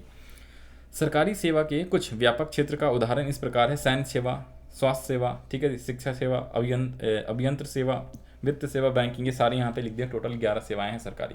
फिर है गैर सरकारी का मतलब जब सरकार अपने द्वारा संचालित विभिन्न कार्यक्रमों को गैर सरकारी संस्थानों का सहयोग लेती है, गैर सरकारी संस्थान मतलब प्राइवेट सेक्टर, ठीक है जी, और सहयोग से लोग तक पहुँचाने का काम करती है, अथवा लोग स्वयं अपने प्रयास से ऐसी सेवाओं का सृजन से लाभान्वित होते हैं। जैसे अगर आपको हॉस्पिटल में जाना है, ठीक है जी, किसी चीज़ का इलाज कराने, तो आपके पास गवर्नमेंट हॉस्पिटल भी है, गवर्नमेंट अस्पताल भी है, सरकारी अस्पताल और प्राइवेट अस्पताल भी है, गैर सरकारी भी। तो आपका दिल करता है जिसमें जाने का, उसमें आप जा सकते हो। सरकारी में जाओगे फ्री में इलाज होगा, ठीक है, प्राइवेट में जाओगे तो आपको क्या होगा, पैसे देने होगा। तो इसीलिए प्राइवेट वालों का क्या हो रहा है, पैसे देते हैं तो आपको वो अच्छी सेवाएं देते हैं, ठीक है, प्राइवेट डॉक्टर्स। तो कहने का मतलब आप अपनी स्वेच्छा से कहीं भी जा सकते हैं। तो सरकारी या गैर सरकारी, तो गैर सरकारी की बात कर रहे हैं, ठीक है। तो यहाँ पे क्या लिखा हुआ है, इस क्षेत्र के भी कुछ उदाहरण इस प्रकार है, कौन कौन से, बैंकिंग, दूरसंचार, यातायात, स्वास्थ्य, रोजगार, इसमें भी सेम ही आते हैं, तो प्राइवेट सेक्टर्स के आते हैं। तो जैसे बैंकिंग, प्राइवेट बैंक जो होते हैं, सरकारी बैंक प्राइवेट, दूरसंचार में प्राइवेट सेक्टर्स भी हैं, यातायात में भी प्राइवेट बसें भी तो चलती हैं आपको, प्राइवेट ऑटो वाला, प्राइवेट वो सारे। फिर स्वास्थ्य सेवाएं, प्राइवेट हॉस्पिटल जो होते हैं, स्वरोजगार सेवाएं, खुद की रोजगार, और अन्य गैर सरकारी सेवाएं। तो इसमें टोटल आपके 6 हैं, ठीक है जी। और यहाँ पे लिखा हुआ है सेवा क्षेत्र का 2 भाग है, सरकारी और गैर सरकारी। गैर सरकारी के 6 हैं और आपके सरकारी के टोटल 11 हैं। ये आपको अच्छे से याद कर लेना, ये इंपॉर्टेंट रहता है आपके लिए, ठीक है जी, इंपॉर्टेंट, टिक लगा लेना, इंपॉर्टेंट, और ये वाला भी। ओके, तो अब आ जाओ जी यहाँ पे गोविंदपुर गांव की कहानी। भैया ये कहानी आप खुद ही पढ़ लेना, ठीक है। गोविंदपुर गांव वालों सुन रहे हो, जो लोग गोविंदपुर गांव से प्लीज़ कमेंट कर दें फटाफट, जो लोग वीडियो देख रहे हैं, ठीक है जी, हाय हेलो बोल दूँ तो मैं देख लूँगा कितने लोग गोविंदपुर गांव वाले। बट गोविंदपुर गांव वाले प्लीज़ आप इसको अपना स्टोरी समझ के, खुद के गांव की स्टोरी समझ के ये आप पढ़ लेना। ये एक स्टोरी है, ठीक है। तो स्टोरी आप कोई भी बना सकते हो एग्जाम में लिखने के लिए, तो कोई वो दिक्कत वाली बात नहीं। खैर मेन चीज़ें हम यहाँ पे डिस्कस कर रहे हैं, मेन मुद्दा सेवा क्षेत्र का महत्व देखो। आ जाओ, सेवा क्षेत्र का महत्व कितना है भाई साहब, बहुत ज़्यादा। सेवा क्षेत्र का हमारा चैप्टर ही सेवा क्षेत्र पे ना, रोजगार एवं सेवा। तो सेवा क्षेत्र से भी रोजगार बहुत ज़्यादा मिलता है, ठीक है। तो सेवा क्षेत्र का बहुत ज़्यादा जो है क्या है, महत्व है हमारे बिहार राज्य के विकास में और भारत के विकास में। तो सेवा क्षेत्र का महत्व रोजगार प्राप्ति में काफ़ी है। सेवा एवं रोजगार एक दूसरे के पूरक हैं, हमने ये पहले भी पढ़ा था। दोनों क्या है, एक दूसरे के पूरक हैं। सेवा से ही आपको रोजगार मिलता है और रोजगार से ही आपकी सेवाएं ज़्यादा बढ़ती हैं। तो इन दोनों पक्षों को एक ही तराजू के 2 पलड़ों के रूप में देखा जाना चाहिए और देखना होगा, अर्थात इन्हें एक दूसरे शब्दों में भी कहा जा सकता है कि यह दोनों एक ही सिक्के के 2 पहलू हैं। ओहो, एक ही सिक्के के 2 पहलू। तो आगे क्या करें, सेवा क्षेत्र का हम जितना ही विस्तार करेंगे रोजगार का अवसर उतना ही बढ़ेगा। जितना ज़्यादा आप सेवाएं दोगे ना, तो और लोगों को काम मिलेगा। आपने एक हॉस्पिटल खोला, चाहे सरकारी चाहे प्राइवेट, फिर आपने एक दूसरा खोला, तीसरा खोला, तो वहाँ हॉस्पिटल खोलोगे तो भैया लोगों को काम मिलेगा ना, वहाँ पे काम करने वाले इंसान भी तो होएगा। ऐसी थोड़ी ना हॉस्पिटल खुल जाता है। तो कहने का जितना भी सरकारी और गैर सरकारी अगर आप खोलते हो, ठीक है जी, अस्पताल, तो आपको क्या मिलेगा, रोजगार का स्थिति जो है और रोजगार के अवसर प्रदान होते हैं। तो आगे क्या लिखा हुआ है, उदाहरण स्वरूप मान लिया जाए कोई किसान अपने खेतों में धान का धान उपजाता है, उसमें मेहनत कर चावल प्राप्त करता है। अगर वह किसान अपने घर में चावल को चुनकर और उसे साफ सुथरा कर 1 किलो पॉलीथीन पैकेट बनाकर बाजार में अच्छे दाम पर बेचने का कार्य करता है, तो उसे प्रारंभ से लेकर अंत तक रोजगार भी मिलता जाता है। व्यापार करना चाहे तो इसके व्यापक स्तर पर भी कर सकता है, जिससे अधिक से अधिक लोगों को यह किसान रोजगार मुहैया कराया जा सकता है। भाई देखो, एक किसान ने चावल उगाया, ठीक है जी, गेहूँ उगाया, आलू उगाया, अब वो किसान मार्केट में बेचने जाता है, बाजार में उसको बेचने जाता है, 1-1 किलो के पैकेट में पैक करके बेचने जाता है। तो सारा काम या तो खुद करेगा तो टाइम ज़्यादा लगेगा, ठीक है जी, और फिर बेचने भी जाएगा। तो उसकी जगह आप क्या कर सकते हो, अगर थोड़ा बहुत आपने उत्पादन करा है तब तो घर पे खुद ही पैकेट बना के बेच लो, लेकिन मान लो 10 बीघा 10 एकड़, ठीक है, उसमें उसने धान या चावल उगाया, तो क्या अकेला वो कर पाएगा? नहीं ना, बहुत समय लग जाएगा, 1 साल 2 साल। तो इसके लिए क्या हो जाएगा, फिर उसको 2-4 बंदे रखने पड़ेंगे काटने के लिए फसल, फिर उसके अलावा पैकेजिंग करने के लिए, फिर उसको मार्केट में बेचने के लिए। तो इससे क्या हो गया, एक तरीके से रोजगार उत्पन्न हुआ कि नहीं हुआ? तो जितनी ज़्यादा चीज़ें करेगा तो रोजगार उत्पन्न होते चले जाता है, ठीक है। तो वही चीज़ यहाँ पे कह रहा है। आगे कह रहा है क्या, यदि किसान इससे संबंधित तकनीकें जानकारी प्रशिक्षण प्राप्त कर ले तो अपनी आमदनी को और अधिक बढ़ा सकता है। उपरोक्त उदाहरण सामान्यतः 2 बातों पर स्पष्ट करता है। पहला, जब किसान अपने उत्पादन को अपने श्रम एवं दक्षता के कारण उसे गुणवत्ता में वृद्धि करता है और जो उससे रोजगार के नए आयाम खुलते हैं, जिससे भी सेवा क्षेत्र का विस्तार होता है। दूसरे शब्द में, वस्तु की गुणवत्ता में वृद्धि की जाती है तो इससे उसे ऊंची कीमत पर बेचा जा सकता है। उत्पादन की गुणवत्ता के वृद्धि को ही वैल्यू एडेड कहा जाता है, इनोवेरेबल। मतलब कि इसकी गुणवत्ता कैसे बढ़ाते, देखो भैया, अगर आपने गेहूँ उगाया, अब गेहूँ को बेचोगे मान लो 30 रुपये किलो, ठीक है जी, लेकिन आपने क्या किया, गेहूँ बेचा नहीं, आप किसान हो, आपने गेहूँ उत्पादन किया, काट के लेके आ गए और आपने खुद ही एक फैक्ट्री लगा दी ब्रेड बनाने का या आटा बनाने का। तो गेहूं से आप चक्की में आटा, अब चक्की में आटा पीसने के लिए आपने एक खुद नहीं किया पीसा, एक वर्कर रख लिया, तो उसको रोजगार मिल गया, उसको सेवाएं मिल गई, वो सेवाएं दे रहा है आपको, आपके यहाँ नौकरी कर रहे हैं, बदले में आमदनी कमा रहा है, और वो आटा पीस पीस के आपको दे देगा। फिर आप आटे को बेच दो, 30 की जगह आप 35 में अब बेचो, 40 में बेचो, और भी ज़्यादा आमदनी कमाना है तो आप उस आटे को क्या करो, एक और फैक्ट्री डाल लो, ब्रेड की फैक्ट्री, बिस्किट की फैक्ट्री, ठीक है जी। फिर उसमें 10 लेबर हायर करो, 10 लेबर को लेके आओ और उससे काम करो, बिस्किट बनवाओ और फिर बेचो, तो और ज़्यादा आपकी आमदनी हो जाएगी। तो ये सारी चीज़ें बता रही। तो यही क्या है, वैल्यू एडेड का मतलब क्या है, अगर गेहूँ उत्पादन करके बेचोगे तो 30 रुपये, उसको आप और मेहनत करोगे, आटा बेचोगे 35 रुपये में, तो 5 रुपये का वैल्यू ऐड हो गया। और अगर आप उसको बिस्किट बना के बेचते हो, ठीक है जी, बिस्किट पता है कितने रुपए किलो बिकता है, 200 रुपये किलो के आसपास बिकता है, 150 से 200 किलो रुपये। जो पार्ले जी, ब्रिटानिया, ये सब जो आप खरीदते हो ना, 5 रुपये 10 रुपये का पैकेट, तो उसमें आप अब तुलना करना, ठीक है जी, 10 रुपये का पैकेट में अगर 10 ग्राम है तो 100 रुपये किलो हो गया ना, और 10 रुपये का पैकेट में 10 ग्राम नहीं मिलता, नॉर्मली 50 ग्राम, ठीक है जी, 60 ग्राम 75 ग्राम इतना बिस्किट मिलता है। तो ठीक है, तो उसके हिसाब से अगर आप कैलकुलेट करोगे तो तकरीबन 200 रुपये किलो हो जाता है। तो कहाँ 30 रुपये का गेहूँ और वो 200 रुपये किलो, तो उसमें मेहनत लगा, कुछ मटेरियल लगा, तो जाहिर सी बात है 30 रुपये और भी, तो उसमें ज़्यादा क्या होगा, थोड़ा बहुत ही 30 का 60 रुपये और एक्स्ट्रा पैसे लग जाएंगे, लेकिन उसको आप बेच रहे हो 200 में, तो बहुत ज़्यादा फायदा हुआ ना। तो कहने का मतलब कहीं ना कहीं ये वैल्यू को ऐड करता है। इसी टाइप से रोजगार भी लोगों को मिलते चला जाता है। तो ये है क्या, सेवा क्षेत्र का महत्व, इसलिए बहुत ज़्यादा इंपॉर्टेंस है। आगे पढ़ो जी, रोजगार सृजन के रूप में सेवाओं की भूमिका क्या है, ठीक है जी। आ जाओ जी 2 मिनट का ब्रेक ले लें क्या, पानी पी लें, चलो पानी पी लेते हैं। आपको आधे घंटे से भी ज़्यादा हो गया, 45 मिनट। सभी लोग फटाफट पानी वानी पी लो, फिर रेडी हो जाओ, फिर हम दोबारा से क्लास करेंगे। रुक जाना भैया।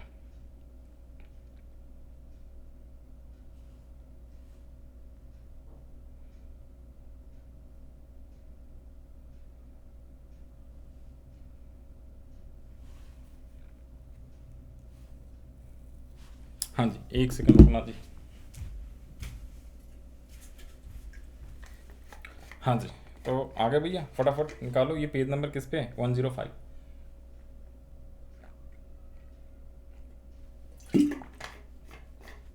एक 115 या 16 पेज नंबर तक है ये चैप्टर, अभी भी 10-12 पेज है। आ जाओ फटाफट इसको हम लोग कंप्लीट करते हैं। रोजगार सृजन के रूप में सेवाओं की भूमिका क्या है, देखो जी, देखो रोजगार सृजन के रूप में सेवाओं की क्या भूमिका है।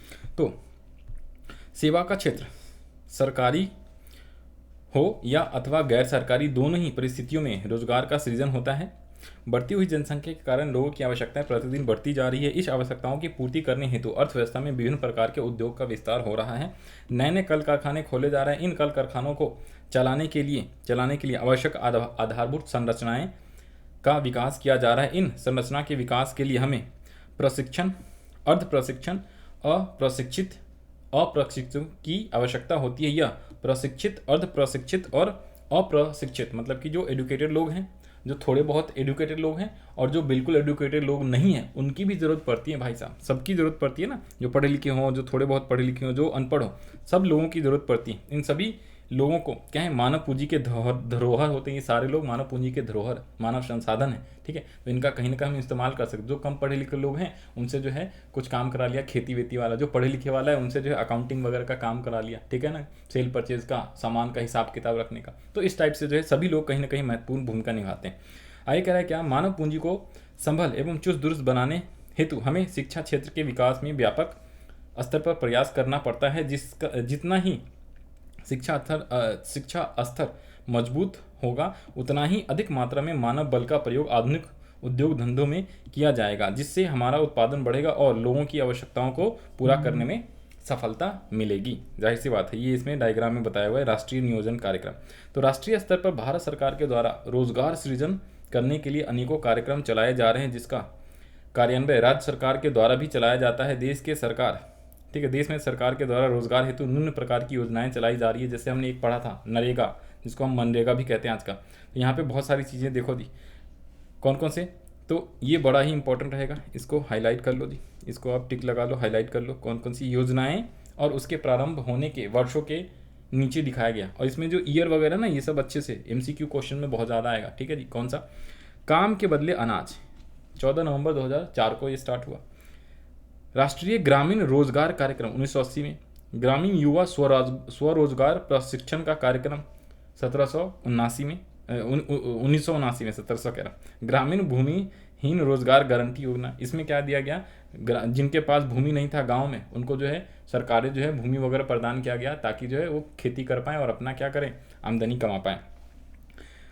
समेकित ग्रामीण विकास कार्यक्रम 20 अक्टूबर 1980, जवाहर रोजगार योजना 1989, स्वयं सहायक समूह और नरेगा दिखा हुआ है, नरेगा इत्यादि। तो ये सब नरेगा तो 2002 में आई गेस आया था, ठीक है, एक बार देख लेना, गूगल कर लो। ये लो, नरेगा कब आया, ओहो, नरेगा कब लागू किया गया, किस साल में, नरेगा कब लागू किया गया, 2005 में। मनरेगा 2005 में है, नरेगा जो है 2002 में होना चाहिए, ठीक है। नरेगा को ही बाद में 2005 में मनरेगा कर दिया गया था। ये रहा ना 2000 नहीं तो 22 का डेटा है। एक सेकेंड रुकना, 7 दिसंबर, ये तो मनरेगा है। पिछले चैप्टर में ये पढ़ना था ना, नरेगा, रुको, नरेगा, ये रहा ना, नरेगा के बारे में, महात्मा गांधी रोजगार योजना, मनरेगा बोलते हैं, एम फॉर महात्मा गांधी होता है, जिसे हम पहले नरेगा बोलते थे। तो मनरेगा तो 2005 में जो है इसको किया गया, नरेगा को आजकल मनरेगा बोलते हैं। नरेगा कब लागू किया गया, 2002 में क्या, देख लेते हैं जरा।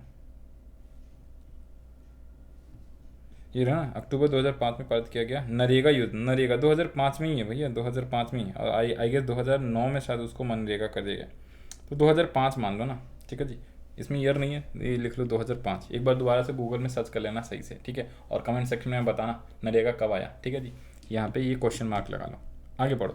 आगे लिखा हुआ क्या, उपरोक्त सेवाओं के माध्यम से देश के बेरोजगारी की समस्या को दूर करने की कोशिश की जा रही है। सरकार का अनुमान है कि देश के बेरोजगार लोगों में करीब 62% लोग को उपरोक्त योजना के द्वारा रोजगार मुहैया कराया जा रहा है, ठीक है जी। सरकारी क्षेत्र के बेरोजगारी को दूर करने के लिए अनेक प्रयास किए जा रहे हैं। सेवा क्षेत्र में विस्तार के द्वारा अनुमान है कि 38% शहरी रोजगार को दूर किया जा सकेगा। ग्रामीण रोजगार के क्षेत्र में रोजगार उपलब्ध कराने के लिए नरेगा विश्व की सबसे बड़ी योजना मानी जाती है। भाई साहब, विश्व की सबसे बड़ी योजना नरेगा को मानी जाती है। नरेगा का मतलब क्या था, अब बता दूं आपको। नरेगा में भारत सरकार ने ये बोला था, जो लोग गांव में रह रहे हैं, जिनके पास रोजगार नहीं है, उनको सरकार जो है पूरे एक साल में कम से कम 100 दिन क्या करेगी, रोजगार की गारंटी देगी। मतलब 100 दिन सरकार जो है आपसे कुछ ना कुछ काम कराएगा और बदले में आपको क्या करेगा, पैसे देगा, ताकि लोगों को रोजगार मिलेगा, तभी तो आमदनी बढ़ेगी, तभी तो वो लोग अपना क्या करेंगे, विकास कर पाएंगे ना। अल्टीमेटली क्या होगा, देश का विकास होएगा, है नहीं। तो ये था क्या, सरकार की गारंटी योजना, रोजगार, नरेगा, ठीक है, जिसको आजकल मनरेगा बोलते हैं। महात्मा गांधी नेशनल रोजगार गारंटी योजना, महात्मा गांधी नेशनल रोजगार गारंटी योजना, ओके, मनरेगा। आगे आ जाओ जी। तो यद्यपि क्या कह रहा है, बिहार में बिचौलियों के कारण ग्रामीण क्षेत्र के गरीब लोगों को इससे अधिक लाभान्वित नहीं होता। देखो बिहार में क्या है भाई साहब, बहुत ज़्यादा करप्शन। तो जो बिचौलिए लोग हैं वो अपने जानने वालों को, या कई लोग तो भैया डमी का मतलब समझते हो कि काम करवाया 10 लोग से, रजिस्टर में मेंटेन किया 20 लोग और पैसे 10 लोग का अपने पास खा गए। ठीक है, ये पंचायत के लोग सब भी करते हैं बहुत ज़्यादा, आपको पता भी नहीं होता। जो लोग, अच्छा पंचायत से मेरे को याद आए, बहुत बढ़िया बात आपको बता दूं। देखो अगर आप गांव में रह रहे हो, गांव में जो पंचायत होते हैं ना, जो मुखिया होता है, मुखिया लोग आजकल पता है क्या कर रहा है, कैसे करप्शन कर रहा है, मैं आपको बता दूं, आप सर्च करना। जब जिस गांव में आप हो ना, अब आप गूगल करना, गूगल में हर पंचायत वाइज, ठीक है जी, पंचायत का डेटा उसमें ब्यौरा होता है कि कितनी उसकी आमदनी हुई, पंचायत को सरकार से कितना पैसा मिला और उसने उस पैसे को कहाँ कहाँ खर्च करा गाँव को विकास करने में। तो आजकल पता है करप्शन कैसे किया जा रहा है। आप जिस स्कूल में पढ़ रहे हो ना, आपसे रिलेटेड इसलिए बता रहा हूँ, आप जिस स्कूल में पढ़ रहे हो ना, वो स्कूल की बिल्डिंग पुरानी ही है, ठीक है जी, लेकिन जो ये मुखिया लोग होते हैं पता है क्या कर रहे हैं आजकल, क्या दिखा रहे हैं, पेपर में सिर्फ दिखा रहे हैं कि हमने इस गांव में टॉयलेट बनवाया, इस गांव का पेंट करवाया, इस गांव में खिड़की लगवाया, और वो लगवाया कुछ नहीं, सिर्फ पेपर पे ही, और सारे पैसे अपने पास रख ले रहे हैं। ठीक है जी, इस टाइप से करप्शन हो रहा है। आप देखना आपके गांव में क्या क्या हुआ, क्या स्कूल में कुछ काम वाम हुआ है कि नहीं, और उसको आप अपना पंचायत वाले में सर्च करना गूगल में। ठीक है जी, जिस भी आप जिला में रह रहे हो, फिर जिला के उसमें गांव आ जाता है, प्रखंड आ जाता है, फिर उसमें दिखाएगा आपको कि इस गांव के ये जो है सरपंच है, मुखिया हैं, पंचायत है, और इन्होंने ये काम इस साल में इतने दिनों में किया है, यहाँ पे खर्च किया। फिर उस स्कूल में आप देख लेना कि क्या उस स्कूल में वाकई में खर्च हुआ है कि नहीं।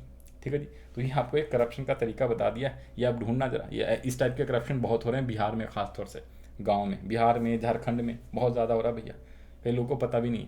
ठीक है जी, तो इस चीज़ में आप लोग थोड़ा सा सचेत हो जाओ, आपको नया चीज़ दिया, आपको ढूंढो, सर्च करो।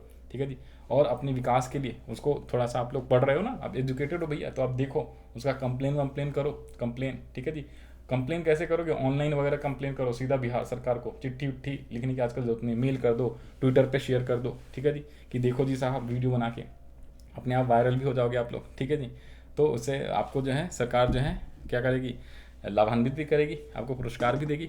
ठीक है, खैर अब आगे आ जाओ, अब क्या ही बताएं। ठीक है जी, तो यद्यपि बिहार में बिचौलियों के कारण ग्रामीण क्षेत्र के, और जो जिन लोगों को ये सारी चीज़ें पता चले ना आपस में, तो एक बार डिस्क्रिप्शन में शेयर करना कि क्या ऐसा केस आपके गांव में भी हुआ है क्या, कि कोई आपके गांव के मुखिया ने, ठीक है जी, कहीं पे दिखा दिया कि स्कूल में डेवलपमेंट करा, बिल्डिंग बनाया, लेकिन एक्चुअली में बनाया नहीं और वो पैसे अपने पास रख ले। इस टाइप का अगर कहीं केस मिलेगा तो आप डिस्क्रिप्शन में लिखना ज़रूर। तो आगे आ जाओ जी। यद्यपि बिहार में बिचौलियों के कारण ग्रामीण क्षेत्र के गरीब लोग इससे अधिक लाभान्वित नहीं हो सके हैं। यही कारण है कि आए दिन नरेगा के कार्यान्वयन की कठिनाइयों को दूर कर ग्रामीण क्षेत्र में रोजगार देने का सशक्त योजना बनाने का प्रयास किया जा रहा है। भारत विश्व को सेवा प्रदान सेवा विश्व को सेवा प्रदाता के रूप में, भारत विश्व को सेवा प्रदाता के रूप में, कहने का मतलब भारत जो है ना, भारत जो है विश्व को बहुत सारी सेवाएं देती। कॉल सेंटर का जॉब आपने सुना होगा ना, वो क्या है, कॉल सेंटर वाले सेवाएं तो दे रहे। कॉल सेंटर में विदेशी कंपनी वगैरह को लोग इंडिया में ही बैठ के फ़ोन पे सारी जानकारी देते हैं, वो सेवा दे रहे हैं, वो कॉल सेंटर होता है। ठीक है जी, आगे पढ़ो क्या है। तो 21वीं शताब्दी के विश्व के सेवा क्षेत्र में भारतीय श्रम पूंजी का अत्यधिक योगदान रहा है। पहले भी इंग्लैंड के स्वास्थ्य एवं परिवहन सेवाओं में भारतीय श्रम शक्ति का अत्यधिक योगदान था। इसी प्रकार संयुक्त राज्य अमेरिका में अंतरिक्ष विज्ञान, ने कहा ना नासा, अंतरिक्ष विज्ञान का जो मेन क्या है नासा है। एक सेकंड देना भैया, एक सेकंड को। हाँ जी, तो हम लोग क्या पढ़ रहे थे, 21वीं शताब्दी में क्या है जी, विश्व में सेवा क्षेत्र में भारतीय श्रमिक का बहुत ज़्यादा योगदान रहा है। इंग्लैंड में तो बहुत पहले से रहा है। ठीक है जी, इसने बोला इंग्लैंड में स्वास्थ्य एवं परिवहन में भारतीय श्रमिक का बहुत ज़्यादा योगदान पहले से ही था। लेकिन आजकल क्या है, अमेरिका में, संयुक्त राज्य अमेरिका, यूएसए, जिसको यूनाइटेड स्टेट ऑफ अमेरिका बोलते हो, उसमें अंतरिक्ष विज्ञान एवं सूचना प्रौद्योगिकी में भी आज भी भारतीय श्रम शक्ति का योगदान को क्या है, योगदान के सभी लोग स्वीकार करते हैं। ठीक है, उसमें बहुत ज़्यादा जो है भारतीय लोग के वैज्ञानिक लोग भी काम करते हैं। तो श्रम शक्ति के इसी योगदान के कारण पहले जहां बढ़ती हुई जनसंख्या देश के लिए अभिशाप मानी जाती थी, वहीं दक्षता और ज्ञान की वृद्धि के कारण अब जनसंख्या को मानव पूंजी के रूप में स्वीकार किया जाता है। ये बहुत ही ज़्यादा इंपॉर्टेंट लाइन है, इसको हाईलाइट कर लेना। क्या है, देखो इसका मतलब क्या है, ध्यान सुनो। देखो हमारी जनसंख्या बहुत ज़्यादा है ना, आजकल हम बहुत सारी चीज़ें पढ़ रहे हैं कि जनसंख्या एक तरीके से प्रॉब्लम है, और इसकी वजह से बहुत सारी चीज़ें जो है मुश्किल आ रही है। ठीक है, खाने पीने में कमी है, तो अपने आप क्या हो रहा है, दिक्कतें आ रही। लेकिन इसको ना एक मानव पूंजी के रूप में भी बनाया जा सकता है। कैसे? अब जनसंख्या बढ़ रही है ना, तो लोगों के पास क्या है, ज्ञान नहीं है, शिक्षा नहीं है, इसकी वजह से दिक्कत है। अगर सभी लोगों को पढ़ा लिखा दिया जाए ना, अच्छे से शिक्षा दे दिया जाए, तो भाई साहब वो विदेशों वगैरह में भी सेवाएं देंगे, घर बैठे बैठे, कंप्यूटर का ज़माना है आज का, और आमदनी कमाएंगे, तो अपने आप देश का विकास होगा। तो इस तरफ जो है ना सरकार को ध्यान देना चाहिए। सरकार ये फालतू की स्कीमें वगैरह लाती हैं, फ्री में अनाज दो, फ्री में ये कम वो दो, सारी ये सब बेकार की चीज़ें। फ्री में मेन पढ़ाने का काम करो, उनको जो है अनाज वगैरह ये सब चीज़ें मत दो फ्री में, ठीक है जी। मेनली उनको फ्री में अच्छे से पढ़ा दो ना, वो अपने आप क्या हो जाएंगे, अपने आप जो है दिमागदार हो जाएंगे, अपने आप अच्छे से काम करने लगेंगे। सीधी सी बात, इस पर ज़्यादा ध्यान देना चाहिए गवर्नमेंट को, जो मेरे को लगता है जैसा, ठीक है जी। कि आप लोग को ऐसा लगता है तो आप ज़रा फटाफट कमेंट में एक बार जो है कमेंट करके बताओ कि क्या चीज़ें ज़रूरी, क्या लोगों को फ्री में शिक्षा प्रदान करने में सरकार को ज़्यादा खर्च करने चाहिए, या फ्री में जो धान गेहूँ जो सरकारें जो देती हैं उसको ज़्यादा बांटना चाहिए। फटाफट एक बार लिख के आप दिखाना, ठीक है। अब आगे आ जाओ जी। तो आगे क्या लिखा हुआ है, अर्थशास्त्र में जनसंख्या संबंधी विश्लेषण के बदले हुए परिवेश में मानवीय पूंजी, ह्यूमन कैपिटल, ठीक है जी, कहा जाने लगा है। आज भारत को विश्व का अग्रणी युवा देश, भाई साहब ये भी आप इंपॉर्टेंट, भारत को मतलब भारत में विश्व में भारत में सबसे ज़्यादा युवा लोग रहते हैं। अंडर 25 साल से लेके 40 साल तक का जो लोग है, 20 साल से 40 साल तक के लोग सबसे ज़्यादा भारत में रहते हैं। तो इनको अगर अच्छा से, समझ रहे हो, इनको अगर अच्छा से शिक्षा दे दिया जाए ना, तो वहाँ से अब भारत बहुत ज़्यादा आगे आ जाएगा। हाँ जी, तो कहाँ पे हम लोग थे? आ जाओ जी, यहाँ पे थे, कहाँ पे हमने पढ़ा क्या, आज भारत के विकास का अग्रणी युवा देश कहा जाता है। भारत को आज भारत को विश्व का सबसे अग्रणी युवा देश कहा जाता है, क्योंकि अपेक्षाकृत जहां संपूर्ण जनसंख्या में ऊर्जावान युवा वर्ग की संख्या अधिक हो गई है, यह विकास की गति को बढ़ाने में मददगार साबित होता है। देखो जापान में अगर आप जाओगे ना, तो सबसे ज़्यादा बूढ़े लोग जापान में रह रहे हैं आजकल। मतलब कि अगर मान लो जापान की जनसंख्या 100 आदमी की है, तो उसमें से 80-70 लोग जो है बूढ़े लोग हैं, मतलब जवान लोग बहुत कम हैं। और इंडिया में जो है ना सबसे ज़्यादा युवा पीढ़ी के लोग रह रहे हैं। तो अगर उनको अच्छा से शिक्षा दे दिया जाए ना, अच्छा से उनको प्रशिक्षण दे दिया जाए, तो भाई साहब वो अच्छा मेहनत करेगा, रोजगार करेगा, तो कहीं ना कहीं क्या होगा, अपने आप देश का विकास होएगा, ठीक है। तो ये चीज़ें इसमें बोला गया। आगे क्या, उदारीकरण के कारण, उदारीकरण मतलब लिबरलाइजेशन, जो कि हमें चैप्टर अध्याय 3 में शायद पढ़ना था, ठीक है, 3 में। तो उदारीकरण के कारण विश्व के सेवा क्षेत्र में जो विकास की गति आई है, उसका लाभ सभी देशों को प्राप्त होने के अवसर आने लगे हैं। इस दृष्टिकोण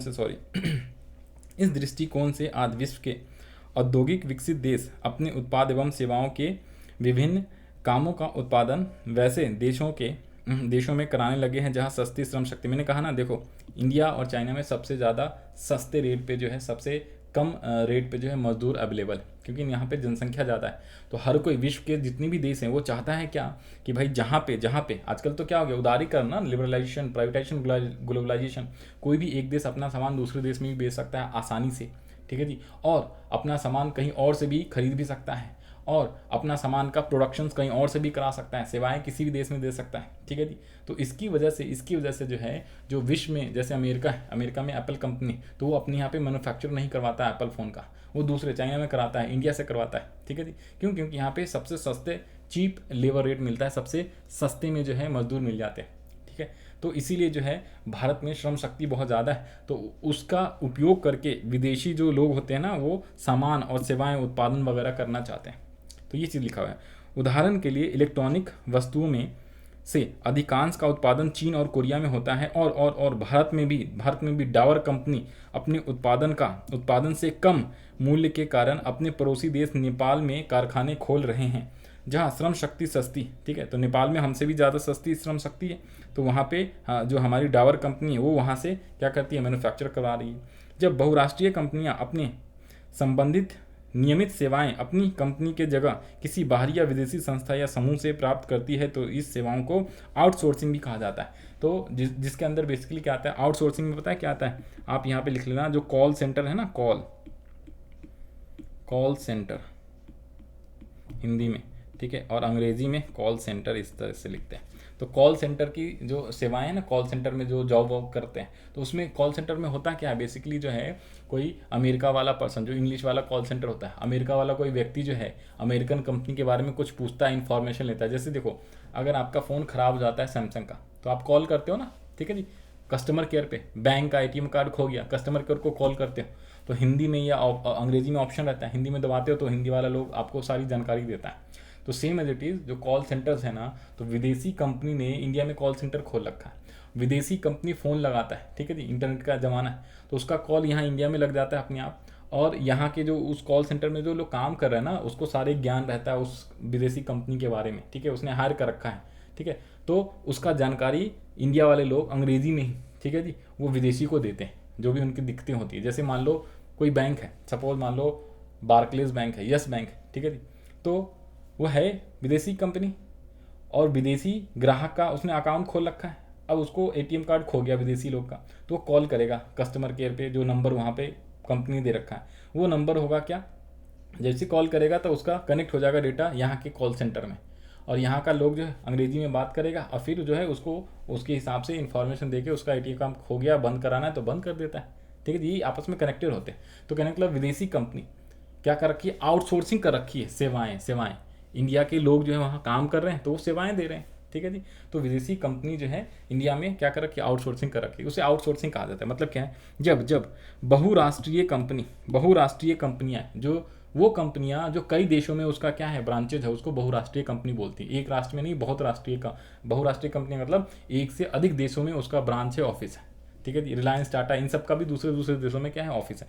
तो बहुराष्ट्रीय कंपनियां या अन्य कंपनियां संबंधित नियमित सेवाएं स्वयं अपनी कंपनियों की बजाय किसी बाहरी या विदेशी स्रोत या संस्था या समूह से प्राप्त करती हैं, तो उसे बाह्य स्रोती यानी कि आउटसोर्सिंग कहते हैं। आउटसोर्सिंग का हिंदी क्या होता है, बाह्य स्रोती, ठीक है। तो उदारीकरण एवं वैश्वीकरण, ठीक है जी, लिबरलाइजेशन और ग्लोबलाइजेशन के वर्तमान युग में पूरा विश्व एक बाजार के रूप में उभर कर आया है, जिसके कारण न केवल एक देश की वस्तुएं दुनिया के सभी बाजारों में सर्वसुलभ हो गई है, बल्कि उस वस्तु का उत्पादन क्षेत्र भी अलग अलग हो गया है, और देश में उत्पादन संस्था बनी है जहां सस्ते मूल्य पर श्रम उपलब्ध है, जिससे एक ओर तो सस्ते श्रम वाले क्षेत्र में सेवा क्षेत्र का विस्तार हुआ है, वहीं अपेक्षाकृत कम लागत मूल्य पर वस्तुएं उपलब्ध होने लगी हैं, ठीक है जी। तो कहने का मतलब एक देश दूसरे देश में क्या है आजकल अपना सामान बना रहा है, क्योंकि ना उदारीकरण और वैश्वीकरण के ही कारण क्या है, अब आपके पास अगर फ़ोन खरीदना है, भाई साहब आईफोन, सैमसंग इंडिया का नहीं है ये,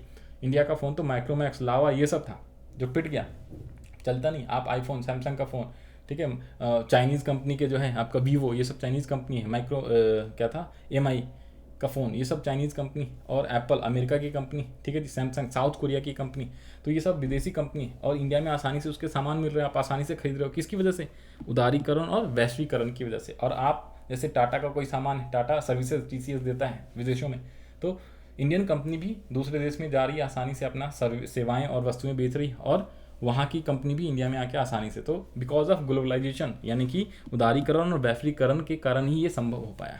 तो एक देश दूसरे देश में, दूसरा देश एक देश में अपनी सेवाएं और वस्तुओं का आदान प्रदान यानी सेल परचेज, क्रय विक्रय, और साथ साथ में जो है आपका सामान का बनाना, ठीक है जी, ये सारी चीज़ें इसी की वजह से हो पाई। तो कह रहा है क्या, इन नीतियों का भारत की अर्थव्यवस्था पर काफ़ी व्यापक प्रभाव पड़ा है। भारत में आज तेजी से ध्वनि आधारित प्रक्रिया, वॉइस बेस्ड बिजनेस प्रोसेस, जिसे बीपीओ कहते हैं, बीपीओ, ओहो कॉल सेंटर, अरे सर आपने सही बोला, कॉल सेंटर, बीपीओ, देखो यहाँ पे लिखा हुआ है ना कॉल सेंटर, तो अंग्रेजी में भी कॉल सेंटर, हिंदी में भी इस टाइप से कॉल सेंटर बोलते हैं, ठीक है जी।